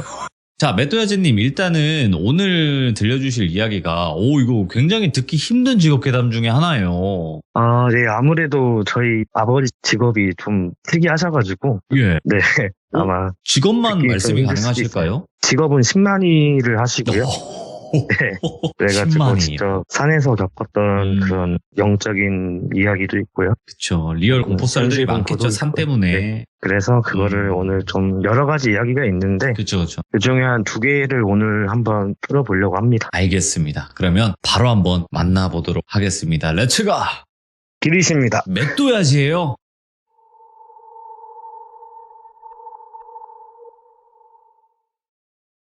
우선 현재 직업은 제가 방금 말씀드렸다시피 10만일을 하시고 계세요. 버섯이나 약초나 산삼 뭐 이런 것들을 캐시면서 근데 뭐 산삼이 안 보일 시기 가을이나 겨울에는 철근공을 하고 계십니다. 네. 봄이나 뭐 여름에도 철근공을 하고 계시긴 하는데 보통은 그 일당이 뭐 센 게 아니면은 거의 대부분은 산으로 올라가세요. 근데 가을이나 겨울에는 산삼이 안 보이는 이유가 산삼을 찾을 때는 이파리 모양하고 뻗어서 나오는 줄기의 개수 뭐 그런 거를 찾는다고 하더라고요. 뭐 일반인들을 보기에는 당연히 그냥 똑같은 풀이지만은 그렇게 찾는다고 합니다. 10만일을 하신 지는 거의 20년 정도 돼가시고요. 제가 초등학생 때부터 아버지가 뭐 산삼을 캐서 저한테도 먹이시고 뭐 할아버지에게도 드리고 온 가족이 다 먹었던 그런 기억도 아직도 있고요. 건강하시겠네. 건강하다 못해 지금 그것 때문에 살도 많이 쪘던 것 같아요. 열도 막 열이 뻗치고 그러겠네. 예, 맞습니다. 그렇다고 산삼을 캔 걸 다 먹진 않고 가장이시다 보니까 생활비를 또 벌어야 되잖아요. 금산에 가면 뭐 경매장도 있는데 거기서 팔고 오실 때도 많고 10만이를 하게 된 계기나 아버지의 인생을 좀 간략하게 이야기를 좀 해보려고 하는데요. 편의상 저희 아버지를 똘비라고 하겠습니다. 아버님은 똘비요? 괜찮겠어요? 네. 예. 똘비는 충청도 어느 시골에 1960년도쯤 태어났고요. 그때 당시 다들 아시겠지만 6.25 전쟁이 휴전이 되고 몇 년 안 지난 상태라 뭐 다들 뭐 정말 찢어지게 가난한 집안에서 뭐 자랐다고 합니다. 그쵸, 그때 다 힘들죠. 예. 뭐 그 시절에 태어나신 분들이면 대부분 그렇게 살아오셨을 거예요. 뭐 나무도 해오고 뭐 밭일도 하고 밭일을 또 하다 보면은 보통 어르신들이 야 똘비야 가서 막걸리 좀 사와라 뭐 이렇게 하잖아요. 뭐 막걸리 마셔야 힘도 나고 하니까 더운 여름에 또 그렇게 밭일을 하다 보면은 시원한 막걸리가 땡기기도 하고요. 똘비는 그렇게 막걸리 심부름을 하고 오다가 주전자 들고 뭐 양조장 가서 막걸리를 사오면은 항상 늘 주전자를 그대로 들고 가진 않았어요. 오면서 중간중간 조금씩 야금야금 몰래 마시기도 했고 예. 많이 혼이 났다고 합니다. 뭐 그럴 때마다 똘비가 저희 할아버지죠. 똘비한테는 아버지죠. 혼나면은 집 뒤에 보면은 감나무가 있었대요. 그 감나무 위에 올라가서 하루 종일 내려오지도 않고 다음날 될 때까지 그 나무에 있을 정도로 성격이 많이 독합니다. 그 다음날에 이제 할아버지가 혼내지 않을 테니 내려와라 설득을 해야 똘비는 그제서야 내려갔다고 하네요. 뭐 이런 성격 때문에 똘비는 나중에 성인이 돼서 사회생활 할 때도 많이 힘들었다고 해요. 군대를 전역하고 서울에 올라가서 무역회사를 다닐 때도 직장 상사의 뭐 부조리나 폭력 그때가 80년대 이때쯤인데 되게 많았잖아요. 근데 또 똘비는 이런 거를 더 참고 이렇게 견디는 성격은 못 돼요. 2배로 돌렸다고 하던데 그렇게 직장 상사랑 싸우기도 하고 약간 적응도 잘 못해서 결국에는 고향으로 다시 돌아가게 돼요. 그래가지고 고향에서 돌아가서 했던 일들 중에 하나가 여러 가지가 좀 있는데 익사자를 뭐 수색해서 입양하는 일도 했었고요. 뭐 횟집도 했었고 식당도 운영을 좀 했었어요. 근데 뭐 잘 되진 않았고 그렇게 있다가 배웠던 것들도 그중에 찰분공이 있었기 때문에 그걸 일단 지금까지 계속 쭉 하시는 거고요. 그러다가 이 똘비는 일을 하다가 답답하기도 하니까 기분 전환할 겸 등산을 다시 시작을 했다고 해요. 원래 어렸을 적부터 혼자 야밤에 산을 넘어서 다른 마을로도 자주 갔었고 군대에 있을 때도 무전기가 고장이 나면은 다른 소초에 보고할 일이 있을 때면은 똘비 혼자 그냥 후레쉬도 없이 그 컴컴한 산에 혼자 올라가서 보고할 정도로 산을 좋아하기도 했고 원래 등산을 좀 해보신 분들은 아시겠지만은 등산로 가면 이렇게 정해져 있고 이정표가 있는 뭐 그런 코스보다는 길을 개척해서 등산하는 맛이 또 있다고 하네요. 야, 예. 똘비는 그래서 길을 좀 개척해서 등산을 자주 했다고 합니다. 근데 그 방법이 좀 많이 위험한 방법이라 기동님들은 등산할 때 꼭 정해진 코스로만 다니시는 게 안전할 것 같아요. 맞죠. 그래서 똘비는 늘 혼자 이름도 없고 길도 없고 숲풀도 무성한 그런 산을 찾아서 등산을 하게 되니까 자연스럽게 뭐 약초에 대해서 알기도 하고 버섯에 대해서 잘 알기도 하고 마지막으로는 산삼에 대해서 좀 잘 알게 되었다고 해요. 그래서 뭐 산에만 갔다 오면 가방에는 약초들도 많았고요. 산삼 같은 경우는 근데 아무 곳에나 있는 건 아니고 사람 흔적도 없고 발길도 닿지 않는 그런 아주 깊은 곳에 있다고 해요. 보통은 산을 타고 2시간에서 3시간 정도 이동을 해야 산삼이 있는 포인트에 도착을 한다고 하는데 등산을 해보셨던 분들은 아시겠지만 일반적인 등산 코스가 아니라 이런 길도 없는 산들은 올라가면 숲풀도 많이 우거진 부분도 있고 그리고 경사로도 많이 가파르고 힘들기도 하고요. 그리고 대낮에도 엄청 어두워요. 분명히 낮인데 초저녁 같은 느낌도 들기도 하고 그리고 계곡 부근에는 정말 음산한 기운도 많이 느껴지고요. 실제로 저랑 같이 산삼을 캐고 싶다고 하셔가지고 저는 내키진 않았지만 같이 산을 탄 적도 있었어요. 같이 그렇게 저도 3시간 정도로 올라가니 저희 아버지가 하는 말이 맷둬야지야 여기서 30분 동안 가만히 있어. 절대로 움직이지 말고 누가 말을 걸어도 가지 말고 멧돼지나 고라니가 와도 절대로 움직이지 말고 있어. 아빠가 저기 위험한 부근에 잠깐 올라가서 산삼이 있는지 보고 올게. 그러니까 누가 부르거든 절대로 대답하지 말고 가만히 있어라. 금방 온다 하고 쌩 하고 가시더라고요. 이게 그런 깊은 산 중에 올라가 보신 분들은 아시겠지만은 그렇게 갑자기 혼자 남겨지면은 많이 무섭습니다. 이렇게 산 기운 자체도 있고 나무들도 굉장히 뭔가 귀신 같고 그냥 분위기 자체가 많이 음산해요. 많이 무섭죠. 그렇게 있으면은. 그리고 뭐 똘비 친구들도 같이 산삼을 캐고 싶다고 해서 같이 올라가다 보면은 무섭다고 뭐 내려가자고 할 때도 많았다고 합니다. 하지만 뭐 똘비 입장에서는 아니 본인들이 같이 가자고 해놓고 지금 이제 막 산삼 있는 포인트에 도착했는데 내려가자고 하니까 똘비는 좀 어이가 없죠. 그렇기 때문에 똘비는 늘 산행을 혼자 하는 것을 선호하고 있었습니다. 이렇게 남들이랑 같이 가면 늘 불편했다고 해요. 이제부터 아버지가 깊은 산속에서 겪었던 일들 2가지를 풀어보도록 하겠습니다. 이야, 좋네. 예. 보통 산삼을 캐러 가실 때 어느 산을 가야 할지 미리 점 찍어둔 곳으로 가시긴 하는데요. 그날은 그냥 즉흥적으로 갔다고 해요. 산 주인은 당연히 있으니까 산 초입 부근에 주차를 하시고 근처 마을 어르신들에게 산 주인 여부를 묻고 산 주인이시면 바로 허락을 받고 올라가신다고 해요. 뭐 네. 당연히 이게 맞죠. 네. 사유지니까. 산들은 거의 주인분들이 있으셔서 무조건 허락받고 올라가야 맞는 거죠. 허락 안 받고 약조를 캐고 하면은 법적인 처벌을 또 받을 수도 있고 하니까. 근데 똘비는 특이한 게 산 주인에게도 허락을 받지만은 법적으로 산 주인이 있고 영적으로 산 주인이 있다고 해요. 산신령이죠. 산신령에게도 허락을 받고 올라간다고 합니다. 근데 뭐 산신령님이랑 대화를 해서 산에 올라가도 될까요? 라고 이게 안 되잖아요, 사실상. 그래서 똘비는 산에 올라가기 전 초입에서 간단하게 뭐 황태나 마른 오징어 그리고 막걸리나 소주로 간단히 제사를 지내고 늘 똑같이 이 말을 했다고 해요. 오늘도 무사히 잘 부탁드립니다. 필요한 것만 가지고 가겠습니다. 욕심부리지 않겠습니다. 감사합니다. 신령님 하고 이렇게 산에 대해 주인 2분에게 꼭 허락을 받고 산행을 시작했다고 합니다. 그리고 똘비는 산에 올라갈 때 뭐 준비물이 크게 없습니다만 보통은 뭐 초코바, 물, 빵, 칼, 호미, 비닐봉투 그리고 납침반을 챙겨갔다고 해요. 혹시 모르니까. 네네. 뭐 산삼을 캘 때 도구 없이 무조건 손으로 캐야 뿔에 상처도 안 나고 상품 가치도 있고 한다고 하네요. 그리고 똘비는 좀 특이한 점이 하나 더 있는데 내비게이션은 잘 못 보는데요. 나침반은 정말 잘 봐요.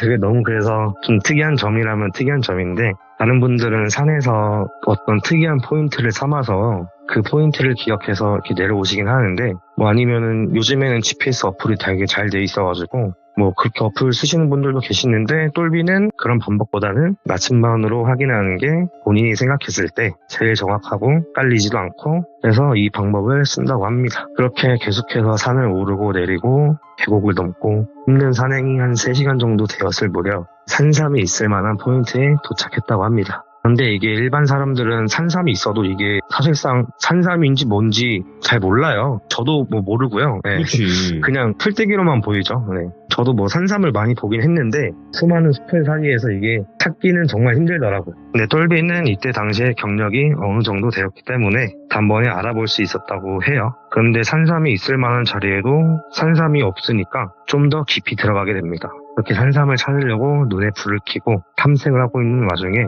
저기 저 위에 오르막길 부분에서 한 200m 정도? 그쯤에 떨어져 있는 곳에 어떠한 나무가 눈에 띄더라고요. 그 나무는 좀 특이했는데 중간 부분에 굉장히 두꺼웠다고 해요. 보통 나무라면은 맨 밑에서부터 위로 올라가면서 얇아지잖아요. 근데 그 나무는 중간만 딱 두꺼웠다고 했었어요. 그렇게 그냥 그렇구나 하고 뭐 어느 정도 인지를 하고는 있다가 천천히 다시 위로 올라갔다고 합니다. 어느 정도 올라가니까 그 나무가 제대로 보이기 시작했던 거죠. 예. 그 나무는 중간 부분이 두꺼운 게 아니라 사람이 스스로 생을 마감하셔가지고 멀리서 봤을 때 그렇게 보였던 거라고 해요. 두껍게 보였던 이유가.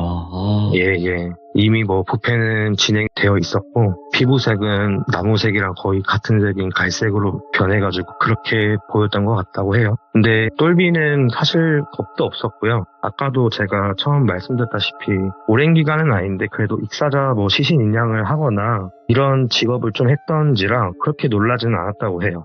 똘비는 아이고 선생님 왜 그런 모습을 하고 계십니까? 라고 혼잣말을 한 뒤에 위치를 일단 기억을 한 다음에 산삼을 찾으러 계속 산행을 이어갔다고 해요. 어느 정도 시간이 되어서 하산을 하고 찾아갔던 곳은 경찰서였어요. 내가 어디 산에 가서 산삼을 캐러 올라갔는데 어떤 나무에 스스로 생을 마감하신 분이 계시니 직접 가서 확인을 하셔야 할 것 같다 라고 신고를 한 뒤 집으로 다시 갔대요. 그날부터 똘비는 악몽에 시달리게 되는데 내용이 뭐냐면은 그 스스로 생을 마감하셨던 그분이 꿈에 나와서 똘비에게 말을 걸더랍니다. 찾아줘.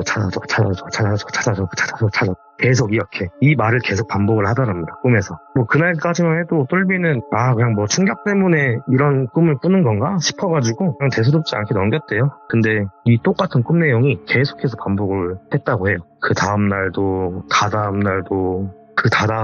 계속 꿈에서 나와서 똘비에게 찾아줘.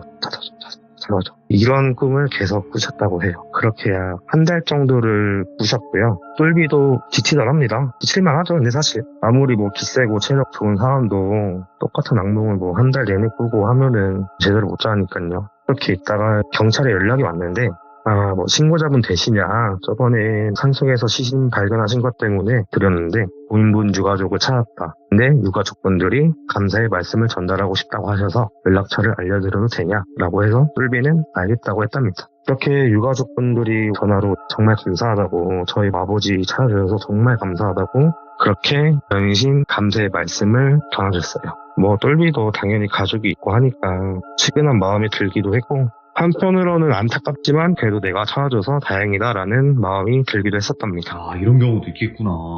네, 그렇게 유가족 분들과 감사의 인사를 끝내고 더 이상 그 꿈은 나오지 않았다고 해요. 이 이야기는 약 10년 전 저희 아버지가 직접 겪으신 일이고요. 네. 10년 전이면 막 그렇게 오래된 건 아닌 것 같아요. 그리고 부패가 상당히 진행된 시신을 어떻게 유가족을 찾지? 라고 저도 좀 궁금하더라고요. 그럴 수 있죠. 예. 그래서 저도 나름 알아봤는데 여러 방법이 있겠지만은 대부분 먼저 확인하는 게 본인분의 치아 상태를 확인한다고 해요. 치아? 네, 살아오시면서 치과에서 치료받을 때 차트 기록들이 다 남아있대요. 지역 보건소에. 그게 남아있어서 그걸로 대조하는 방법이나 뭐 여러 가지 있다고 해가지고 이거는 개인적으로 제가 궁금해서 찾아봤던 거고요. 첫 번째 이야기는 귀신에 관련된 거는 아니었지만은 그래도 기묘한 이야기가 있어서 해봤고요. 이게 보니까 네. 귀신과 뭐 무서운 사람을 마주친 게 아니라 진짜 자칫 잘못하면 아무도 모르게 정말 쓸쓸하게 가신 사람들을 만날 수가 없을 수도 있잖아요, 우리가. 네, 그쵸. 근데 이런 신만이 직업을 가지신 분들은 산을 헤집고 다닐 테니까 그러다가 발견하는 경우도 있는데 그게 그냥 과연 우연일까라는 생각도 드네요. 원래 아빠가 포인트를 항상 정해놔요. 네. 근데 그날 즉흥적으로 거기에 꽂혀서 가셨다고 해가지고 그러니까 뭔가 그 고인 되신 분이 저희 아버지를 좀 부르시지 않았나, 그러네요. 이런 생각이 좀 긴 해요, 저도. 그러면 이 일 말고도 또 겪으신 게 있을 텐데 그건 뭘까요? 네, 두 번째 이야기는요, 귀신에 관련된 이야기고요. 어떻게 보면 귀신을 직접 보시진 않았지만 소리로 느꼈던 그런 이야기입니다.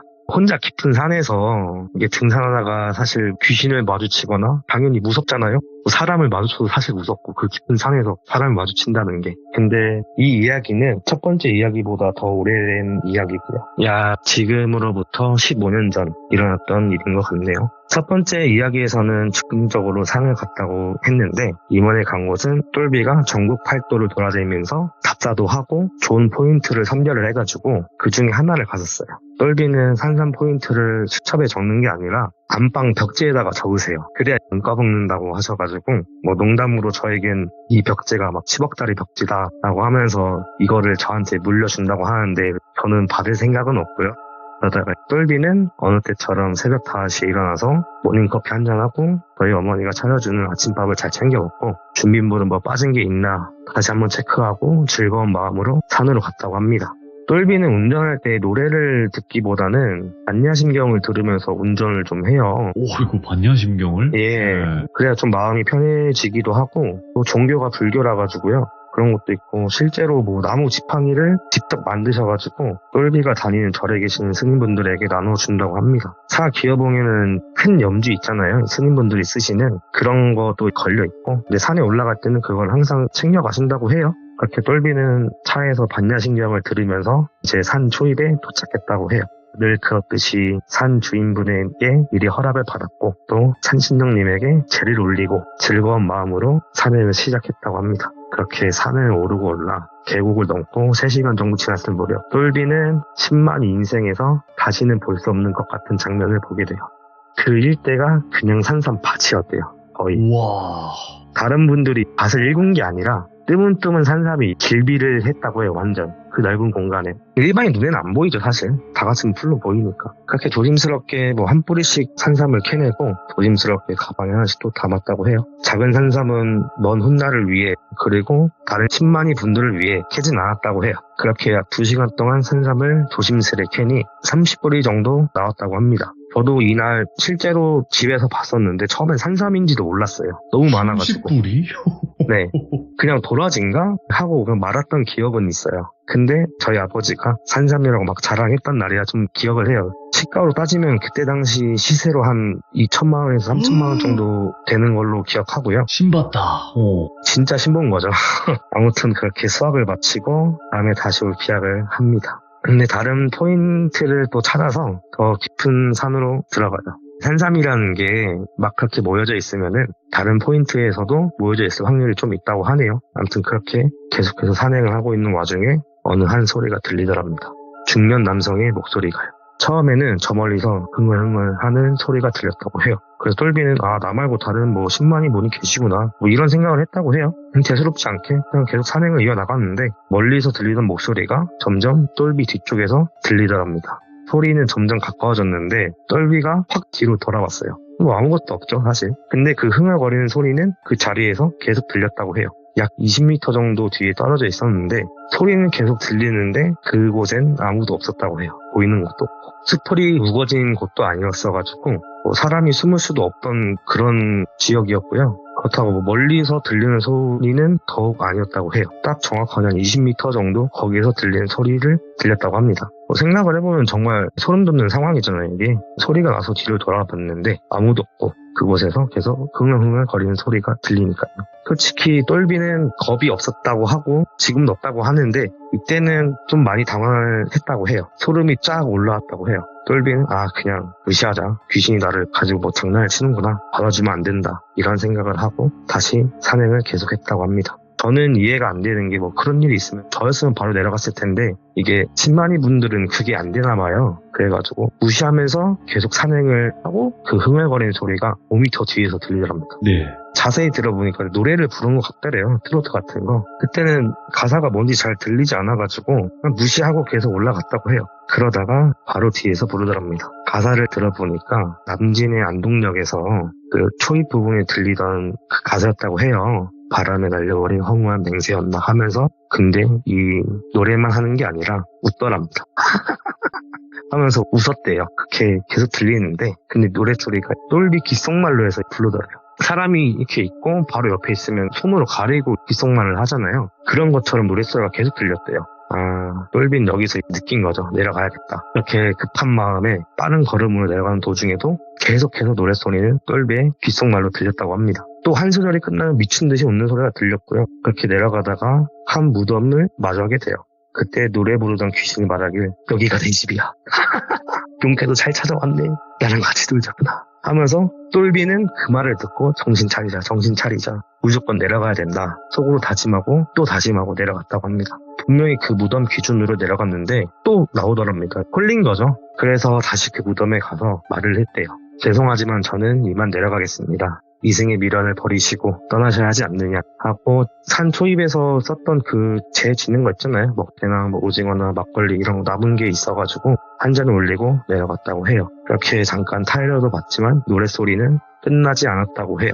근데 이미 한번 홀렸잖아요. 같은 구간을 돌았으니까 그 똘비가 나침반으로 길을 찾기 시작했어요. 그 무서운 와중에도 똘비는 절대로 뛰지 않고 오히려 천천히 안전하게 느리게 내가 온 길과 나침반을 보면서 내려갔다고 해요. 똘비 생각으로는 그 귀신이 물리적으로 어떻게 해를 끼칠 수는 없으니까 아마 무섭게 해서 내가 빠르게 내려가면 내가 실족을 해서 다치게 하는 게 목적인 것 같았대요. 그렇게 똘비는 내려가는 와중에도 계속해서 귓속에 노랫소리가 들렸다고 합니다. 미친 듯이 웃는 웃음소리와 휘파람 소리 그리고 다른 노랫소리가 들렸는데 이 다른 노랫소리가 뭐냐면은 그 산토끼 노래 아시죠? 산토끼 토끼야 네. 이건데 그때 정말 이 노래가 무서웠다고 해요. 산토끼 토끼야 어디를 가느냐 하는 이 노랫소리가 계속 들렸다고 해요. 네. 똘비는 이날 정말 무서워서 죽는 줄 알았대요. 진짜 당장에 기절해도 이상하지 않을 만큼 무서웠는데 근데 올라온 길이 사실 너무 깊이 와가지고 몇 시간은 걸리잖아요. 그러니까 어떻게 꾸역꾸역 내려가가지고 몇 시간에 걸쳐서 내려가고 있었습니다.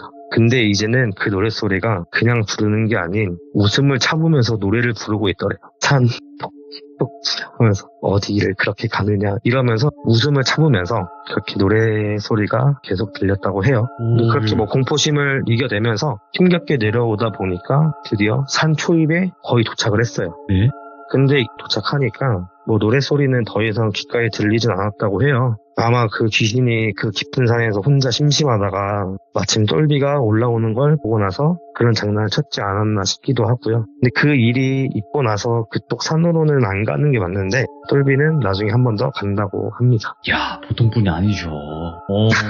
진짜 보통 분이 아니셔요, 아버님. 네. 그래서 제가 아니 거기를 왜 또 가려고 하냐 라고 물어보니까 산삼이 직천에 널렸대요. 그 산이. 갈 수밖에 없대요. 그래서 다시 올라갈 때는 스님에게 이 이야기를 하고 어느 정도 준비를 하고 올라가신다고 하는데 저라면 안 갈 것 같은데 라는 생각이 있는데 그렇게 일단은 이 이야기는 끝이 나고요. 이야. 네, 뭐 그 뒤로 가위에 눌린다거나 이런 일은 없으셨어요. 네. 뭐 여러 가지 이야기가 정말 많은데 저희 아버지가 산에서 겪었던 일들도 있고 되게 좀 영적인 이야기도 많아요. 야, 잠깐만. 쉽지 않은 이야기인데, 이거. 왜냐면, 들어보기가 굉장히 어렵잖아요? 아무래도 직업 특성상 많은 분들이 또 하시는 건 아니라서요. 이게. 그렇죠. 네, 그것도 그런데, 일단은, 처음 참여하시는데도 이야기를 이렇게 잘 하신다는 것 자체가, 아닙니다. 놀랍습니다, 진짜. 아내분 보고 계신가, 혹시? 예, 지금 라이브로 참여하고 있어요. 외아저님. 네. 아내분 사랑하십니까? 정말 사랑하죠. 자, 이번 기회에 아내분 많이 힘드셨을 텐데, 그래도 한마디 네. 부탁드리겠습니다. 사랑하고 내가 정말 많이 사랑해. 알지? 부끄러워가지고 말을 제대로 못하겠는데. 지금 듣고 계실 때 아마 얼굴이 평생 가자, 우리. 빨개지실 거예요, 아마. 집에 가서 바로 안아드리면 될 것 같으니까, 얼른 네. 가정으로 보내드리겠습니다, 일단은. 하지만, 네, 알겠습니다. 다음번에는 아마 헤어져서 감옥에 갇혀야 좀 오래 못 보실 수도 있어요. 그러니까 네. 작별 인사 좀 하시고 맛있는 것도 같이 많이 드시고 그러시면 될 것 같습니다. 예, 알겠습니다. 감사합니다. 네, 감사합니다. 네. 자, 이번 이야기는 시청자 맷도야진님께서 찾아와 주셨습니다. 맷도야진님께서는 아버님께서 신만이를 하셨기 때문에 산에서 겪었던 또 여러 가지 일들도 있으셨고 본인 또는 누나분께서도 겪은 일들이 많으셨는데 오늘 아버님의 이야기 중 하나인데 이거는 사람이 무서운 이야기가 될 것 같습니다. 한번 바로 만나볼게요. 여보세요? 맷도야진님, 네, 안녕하세요. 아이고 오늘도 귀한 시간 내주셔서 감사합니다. 아닙니다. 네, 저번에 좀 듣기 힘든 아버님의 네네. 직업괴담을 들려주셨어요. 네네. 네, 저는 진짜 듣기가 쉽지 않을 거다라고 생각을 했거든요. 근데 아무래도 오늘 네. 아버님 직업괴담까지는 아니더라도 아버님께서 생각보다 좀 여러 가지 면으로 겪으신 게 많네요, 보니까. 네, 좀 많으시고요. 그래서 오늘 해드릴 이야기는 네. 귀신 이야기는 아니고 네네. 아버지가 이제 군 생활하시면서 겪은 현실공포 이야기예요. 근데 사실 아버님 연세 때 군대는 정말 거의 세렝게티, 야생 낭만 넘치던 시절 네, 뭐 야생이라고 해도 과언이 아닐 정도일 텐데 자 그러면 도대체 어떤 이야기일지 한번 출발을 해보도록 하겠습니다. 렛츠고! 길이십니다. 맷도야지예요.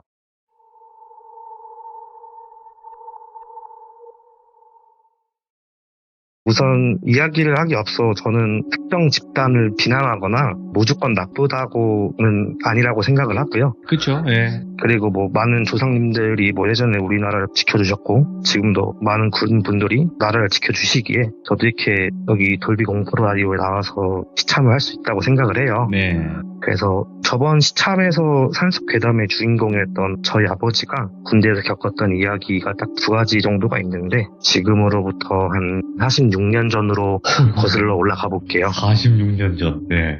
이번에도 2가지를 가지고 왔고요. 이야기를 시작을 해보자면 저희 아버지는 고3 시절 그때가 아마 한 79년도 이때였던 걸로 제가 기억을 해요. 그때 당시에는 아마 저희 아버지가 농업고등학교를 다니셨을 거예요. 충청도 어느 시골에서 태어나고 자랐기 때문에 자연스럽게 농업에 관련된 학교를 다닐 수밖에 없었다고 해요. 그렇게 아버지는 친구들하고 학교에서 수업을 듣는 것보단 밖으로 나가서 노셨다고 해요. 땡땡이지만 그때 뭐 PC방이 있던 것도 아니고 주머니 사용도 가볍기 때문에 노는 거라고는 공놀이뿐이었다고 해요. 축구공은 그때 당시 많이 비쌌기 때문에 축구공 자체를 만들어서 놀았대요. 이게 그 돼지 방광인데 거기에 바람을 넣어서 이렇게 묶으면은 공처럼 돼가지고 그렇게 놀았다고 해요. 근데 뭐 그렇게 노는 것도 사실 한두 번이지 계속 그것만 하다 보니까 좀 많이 질려가지고 친구들끼리 모여서 회의를 한 결과 대전으로 가자. 일단 가자. 가면 뭐 재미난 게 무조건 있지 않겠냐. 이렇게 의견이 나와서 친구들끼리 대전역으로 출발을 하게 됩니다. 저희 아버지가 있던 지역에서 대전까지는 그렇게 멀지가 않아요. 지금도 저차로 한 30분 정도면 갈 수 있거든요. 어쨌든 그렇게 대전역에 친구들이랑 도착을 해서 사람들 막 구경하고 신나 있는데 아버지가 그중에 어떤 한 남자가 눈에 딱 띄더라고 해요. 멋지게 각이 잡혀있는 베레모하고 유장 무늬가 들어간 군복, 멋진 워커, 빨간 명찰 이 딱 네 가지가 굉장히 멋있었다고 해요. 처음 보는 군복이었다고 하는데 80년대 시절 아시다시피 군복은 그냥 민무늬의 국방색 그런 군복이었거든요. 베레모도 당연히 뭐 흔히 보이지 않는 시절이었어가지고 그래서 저희 아버지가 그 군인에게 가서 실례가 안 된다면 너무 멋있어서 그런데 어느 군대를 가야 형님처럼 멋진 군복을 입을 수 있겠냐라고 물어보니까 그 군인은 본인은 해병대원이다 이렇게 말을 했다고 해요. 그렇게 아버지는 20살이 되면은 난 꼭 군대를 해병대로 가야지 마음 먹고 남은 고등학생 시절을 보냈다고 해요. 시간이 흘러서 어느덧 아버지도 20살이 되었고 부모님에게 저는 군대를 가야 할 것 같습니다. 저는 해병대를 가겠습니다. 라고 말했는데 백방매가 날라오더래요. 이놈이 미쳤나 거기가 어딘 줄 알고 가냐고. 정상인이 가면 때가 돼서 나오는 게 거긴 하면서 저희 할머니죠. 아하. 할머니가 그렇게 막 옛날에 드라마에서 보면은 어머니가 아들 막 이렇게 때리듯이 그렇게 때리셨대요. 아이고. 가지 말라고. 뭐 당연히 걱정되는 마음에 그렇게 하셨겠지만은 뭐 해병대가 정상인이 가면 해가 돼서 나오고 이런 곳은 아닙니다. 오해는 하지 말아주시고 당연히 부모님 입장에서는 20살 되자마자 그 어린 것이 해병대를 간다고 하니까 걱정돼서 그렇게 하신 말이에요. 그리고 그때 당시엔 부조리학파도 많이 심했을 시절이었어가지고 그럼요. 하지만 아버지의 뜻을 꺾진 못하셨어요. 허락을 구하는 것보단 용서를 구하는 게 더 빠르다는 말이 있듯이 아버지는 그냥 신청을 한 다음에 그렇게 바로 입대를 하시게 돼요. 뭐 어찌어찌 훈련 잘 받고 수료한 다음에 포항에 실무 배치를 받았다고 하는데 육군에서는 자대 배치라고 해요. 이거를 뭐 자대 배치나 실무 배치나 같은 말이긴 한데 그러니까 남은 군 생활을 보내는 곳을 정해서 가는 거라고 설명을 할게요. 이 이야기를 들으시는 해병대 나오신 분들은 아시겠지만은 포항이 해병대 1사단이거든요. 거기서는 경례 근무를 쓰는 것보단 훈련만 계속 한다고 해요. 해병대 훈련은 크게 3가지 정도가 있는데 공수훈련, 유격훈련, IBS 훈련 이렇게 3가지로 구성되는데요. 공수훈련은 뭐 비행기나 헬기에서 낙하산 메고 뛰는 거고 유격훈련은 뭐 레펠이라고 벨트 같은 거를 묶어서 밧줄에 연결한다는 거 내려오기도 하고 행군도 하고 체조도 하고 마지막 이 IBS 훈련 같은 건 뭐냐면은 커다란 그 검정색 고무보트 있잖아요. 그걸로 노를 저어서 은밀히 적 해안가에 침투하는 그런 훈련이라고 보시면 되는데 저도 사실 해병대에 나오긴 했지만은 전 백령도라서 경계 근무만 했었기 때문에 이 3가지 훈련 다 하진 못했어요. 그래서 아버지 이야기를 좀 듣고 설명을 하고 있고요. 어쨌든 뭐 옛날에는 저 3가지 훈련을 계속 죽어라 했대요. 그냥 주구장창 공수훈련도 그렇고 유격훈련도 그렇고 근데 뭐 이 2가지 훈련은 하다 보면 좀 재밌었다고 해요. 낙하산 타고 내려오면 경치도 되게 좋고 뭐 유격훈련 할 때는 레펠도 재밌다고 했었고 근데 아버지 말씀으로는 그 IBS 훈련이 제일 힘들었다고 해요. 그 고무보트 무게가 한 140에서 150kg 정도 나가거든요. 가끔 TV에서 나오는데 보트를 여러 명에서 이게 머리 위에 올리고 막 군가 부르면서 행군하고 뭐 이런 훈련 있잖아요. 그런 거예요. 그래서 뭐 목표 지점까지 찍고 다시 왔다 갔다 반복하고 제가 백령도에서 산 맨 꼭대기에서 경계 근무를 섰거든요. 제가 하는 임무가 무인기나 북한 전투에 날랐을 때 초기 대응하는 임무를 써가지고 산 맨 꼭대기에 있었는데 그럴 때 가끔 IBS 훈련한다고 그 산 맨 꼭대기까지 해병대로 와서 엄청 힘들어했던 기억이 아직도 있어요. 뭐 체력적으로 많이 소요가 되는 훈련이다 보니까 아버지는 그게 제일 싫었다고 해요. 안 그래도 뭐 80년대 이 시절에는 고기는 잘 안 나오지 나와도 되게 조그맣게 조각들이 국에 떠서 몇 조각 이렇게 있었다고 해요. 평상시에는 그냥 된장국이랑 깍두기만 계속 나왔다고 하고요. 이게 뭐 단백질이 안 들어가니까 힘이 진짜 안 나서 그 훈련이 제일 싫었다고 합니다. 뭐 군대에 있으셨던 분들은 아시겠지만 가볍게 훈련하는 것도 있고 아니면 실전 상황을 방불케해서 하는 훈련도 있잖아요. 그 사건이 있던 날에는 실제처럼 하는 훈련이었다고 해요. 고무보트로 가상의 해안가에 춤추는 훈련을 했는데 출발 지점에서 도착 지점까지 거리가 좀 상당히 되거든요, 이게. 근데 그 거리를 전부 노를 저어서 갈 수는 없고요. 조그마한 그 보트형 엔진 있잖아요. 그거로 이제 어느 정도 이동을 한 뒤에 해안가에 근접해지면 엔진 시동을 끄고 조용하게 노를 저어서 해안가까지 침투하는 그런 방식으로 훈련을 했다고 해요. 그래서 이 훈련은 IBS 훈련보다는 기습특공 훈련이라고도 말을 하거든요. 보통 기습이라면 낮보단 밤에 이루어지잖아요. 그래서 그날 훈련하는 모든 대원들은 밤에 위장 크림을 얼굴에 바르고 실제처럼 총도 챙기고 준비를 마친 뒤에 훈련을 시작했다고 해요. 물론 실제처럼 한다고 해도 해안가를 찍고 올 그런 훈련이다 보니까 실탄 같은 경우는 당연히 지급을 안 받고 빈 탄창만 결합을 했다고 해요. 그렇게 준비를 마친 뒤 보트 4개로 해안가에서부터 출발을 했는데 그때 당시에 공기도 좋고 보름달이 뜨면은 달빛이 밝아서 아무리 한밤중이어도 훤히 다 보였다고 합니다. 이게 뭐 실제 상황이라고 하면은 아예 어두울 때 하겠지만은 그래도 이건 훈련 상황이니까 날씨가 좀 좋았을 때 했다고 합니다. 그렇게 목적지에 거의 다 와서 엔진 시동을 끄고 천천히 노를 저어서 해안가로 가고 있었다고 해요. 파도 소리가 찰랑찰랑거리고 모두가 숨죽이며 노를 저어가고 있는데 그때 갑자기 해안가에서 번쩍하더니 뭐가 날라왔대요. 해안가에서 해병들이 있는 쪽으로 총을 쏴 갈고 있는 거였죠. 야간 사격을 해보신 분들 아시겠지만 밤에는 총알이 목숨에 잘 맞췄는지 알기 위해서 예강탄이라고 섞잖아요. 빨간 게 오던 게 총알이었어요, 그게. 그제서야 간부가 보트에서 탈출해, 보트 아래로 숨어, 막 소리를 쳤대요. 그렇게 다들 허겁지겁 보트 아래에 숨기도 하고 빗발치는 총알 속에서 아무것도 하지 못한 채 그대로 바닷속에서 있었다고 합니다, 모두가. 간부가 후레쉬로 신호를 줘서 그런가 해안가 쪽에서 사격은 멈췄고요. 부상자가 있는지 확인을 했다고 해요. 하나 둘씩 체크하면서 보는데 다 멀쩡했지만은 안타깝게도 저희 아버지 동기는 허벅지 대동맥 쪽에 관통이 돼가지고 지혈을 했는데도 불구하고 과다출혈로 결국 그 자리에서 사망을 하셨다고 해요. 많이 안타까운 일이죠, 이게. 근데 해안가에서 왜 총을 쐈는지 조사를 해야 되잖아요. 우선 그 지역은 포항보다 위에 있던 지역이었고요. 육군이 주둔하는 곳이었다고 해요. 원래는 당연히 타 지역으로 훈련을 간다고 하면은 몇 날 몇 시에 이 지역에 어떤 훈련이 있으니까 소속 근무자들은 절대로 사격하지 말고 뭐 이런 내용으로 알려져야 되는데 육군 중대 쪽에서 초소까지 전달이 안 된 거예요. 근데 그때 80년대 이때 시기라 북한이랑 굉장히 사이가 또 안 좋을 때여가지고 네. 실제로 간첩이 침투한 사건들도 80년대에 많았대요. 그렇겠죠. 그래서 바로 그렇게 쏜 거라고 보시면 되는데 사고 조사를 해보니까 그 중대에서 근무하던 어느 육군 일병이 휴가를 나갔는데 해병대원들에게 금품을 갈취당하고 구타도 당하고 그렇게 해서 해병대원을 잘 못되게 하고 싶었대요. 복수를 하고 싶었대요. 그 육군 일병은 악에 맞춰서 그 당시엔 바로 어떻게 하지는 또 못하고 누가 되었던 잘못되게 만들고 싶은 그 복수심에 잘못이 없는 저희 아버지 동기분이 그렇게 희생이 되었던 이야기인데요. 그렇게 아버지 동기분은 전사자 처리가 되셔가지고 현충원에 계시고 제가 어렸을 적에 저랑 같이 또 가셔가지고 그 동기분 묘에서 그냥 아무 말도 없이 한참 있다가 가셨던 적도 여러 번 있으세요. 아유, 너무 억울하게 네. 가셨네. 예, 그래서 이번 이야기 이렇게 한 사람의 복수심에 의해서 아무런 관련 없는 사람이 희생당한 거를 한번 풀어봤고요. 야, 그럼 또 뭐가 있을까요? 또 한 가지 이야기는 그 인간매미라는 이야기인데요. 저희 아버지 대대에서 있던 일이에요. 그때 뭐 당연히 80년대 그 시절에는 타도 많고 이런 게 되게 많았잖아요. 그래서 그걸로 인해서 많은 군인들이 돌아가셨다고 해요. 후임 시절에는 선임에게 매일매일 그렇게 당하는 게 일상이었다고 하고 파도 맞아서 안 때리는 날에는 왜 안 때리지? 한 불안감으로 잠도 잘 못 잘 때도 있었대요. 아버지는 뭐 당하면 당했지 후임에게 똑같이 하진 않았다고 해요.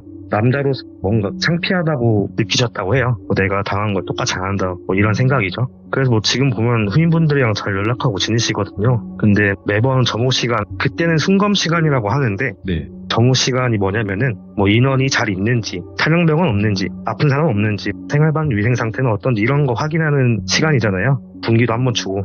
그래서 이 순검 시간이 끝나면은 선임이 후임을 좀 그렇게 이뻐하는 시간이 온다고 해요. 아, 이게 반어법이긴 하지만. 네네네. 좀 순화해서 말씀드리는 거라. 그래서 어느 날에는 아버지가 이쁨을 좀 당하시다가 참다가 못해가지고 터지셨다고 해요. 그러니까 좀 편하게 말씀드리면은 그냥 선임 아고의 원투 꼭 했대요. 아버지가 성격이 좀 있으셔가지고 참다가 그렇게 된 거죠. 그렇게 선임 한 명을 그렇게 하니까 다른 선임들도 아버지를 터치를 안 했대요. 그 뒤로는. 그래서 편했대요. 근데 사실 이게 그렇게 때려도 되냐라고 하실 수도 있어서 말씀드리지만은 당연히 아버지도 잘못하신 거거든요. 근데 그거는 그렇죠. 예. 네, 어쨌든 그때는 말보다 주먹의 효과가 좀 엄청났다고 해서요. 근데 아버지를 제외하고 다른 해병들은 가혹행위에서 좀 벗어날 수 없었다고 합니다. 맞는데 이유가 없었다고 해요.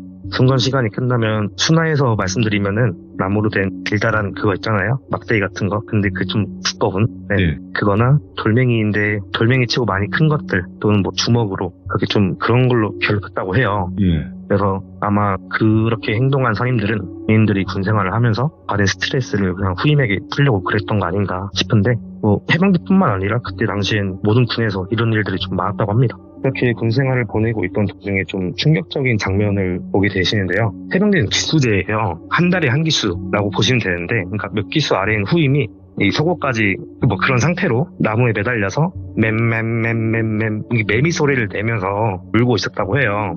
뭐 얼굴에 멍도 많고 붓기도 많은 채로 이렇게 매미 소리를 내면서 울고 있었다고 합니다. 여기서 아니 왜 간부들도 있는데 저게 말이 돼? 라고 하실 수도 있는데 이건 좀 예민할 수도 있는 부분이긴 한데 그땐 간부들도 가혹행위에 좀 같이 가담했다고 해요. 모두가 그런 건 아니었지만 그래서 간부에게 도움을 요청해도 소용이 없었대요. 그래서 그 매미를 흉내내던 후임은 울면서 매미 소리를 내었다고 합니다. 뭐 이건 스스로 하는 게 아니고 누군가 시켜서 하는 거잖아요. 이게 얼마나 수치스럽고 가슴 아픈 일이에요 사실. 그 후임도 누군가 소중 아들이고 형이고 그럴 텐데 근데 그렇게 그 후임이 선임 3명에게 좀 많이 시달렸다고 합니다. 쉽게 말해서 A, B, C 3명의 선임이 있었는데 A는 뭘 했냐면은 표현하기는 좀 그렇지만 샌드박스처럼 했다고 해요. 예. 네, 세워두고 뭐 그렇게 했었고 B 같은 경우는 급소 같은 거 있잖아요. 명치라든지 이런 부위들 남자로는 있잖아요. 그 가운데 그 부분 갑자기 때리거나 그 부분을 도구를 이용해서 뭘 한다거나 C는 군용 대검이 있잖아요. 예. 그런 걸로 막 할 듯 말 듯 그러다가 피하면은 그 자리에서 때린다거나 그렇게 했다고 합니다.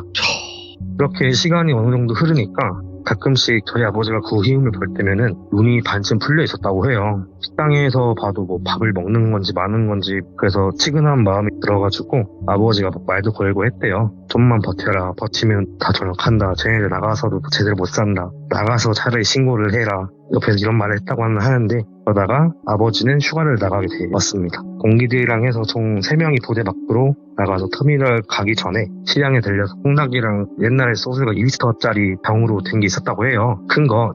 통닭이랑 소주 산 걸 들고 그렇게 뭐 즐거운 휴가를 즐기고 복귀를 했는데 휴가 나가 있는 동안 대대에서 사건이 하나 터졌어요. 그 매미 흉내를 냈던 후임이 안 좋은 선택을 했다고 하더라고요.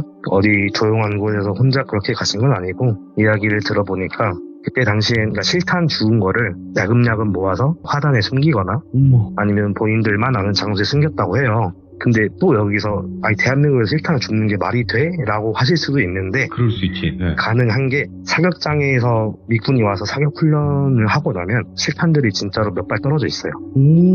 저도 훈련소에 있었을 때 탄피 주우라고 교관이 시켰는데 실탄들이 몇 발 있더라고요. 그렇게 해가지고 미군들은 크게 중요하지 않다고 생각을 해서 그런가 좀 그런 일이 있었습니다. 원래 하나 없어지면 잠 못 자는데 전체. 근데 신기한 게 저도 훈련소 사격장에서 저는 한 2발 정도 죽었고요. 와, 예. 제 옆에 있던 동기는 3발 정도 죽었던 것 같아요. 아무튼 이렇게 뭐 숨겨둔 실탄을 꺼내서 이병수 근무에 들어갔다고 해요. 근무를 마치고 복귀하는 길에 뒤에서 선임을 대머리판으로 간 거죠. 총은 그때 당시에 K2 이런 게 아니라 M16을 썼다고 해요.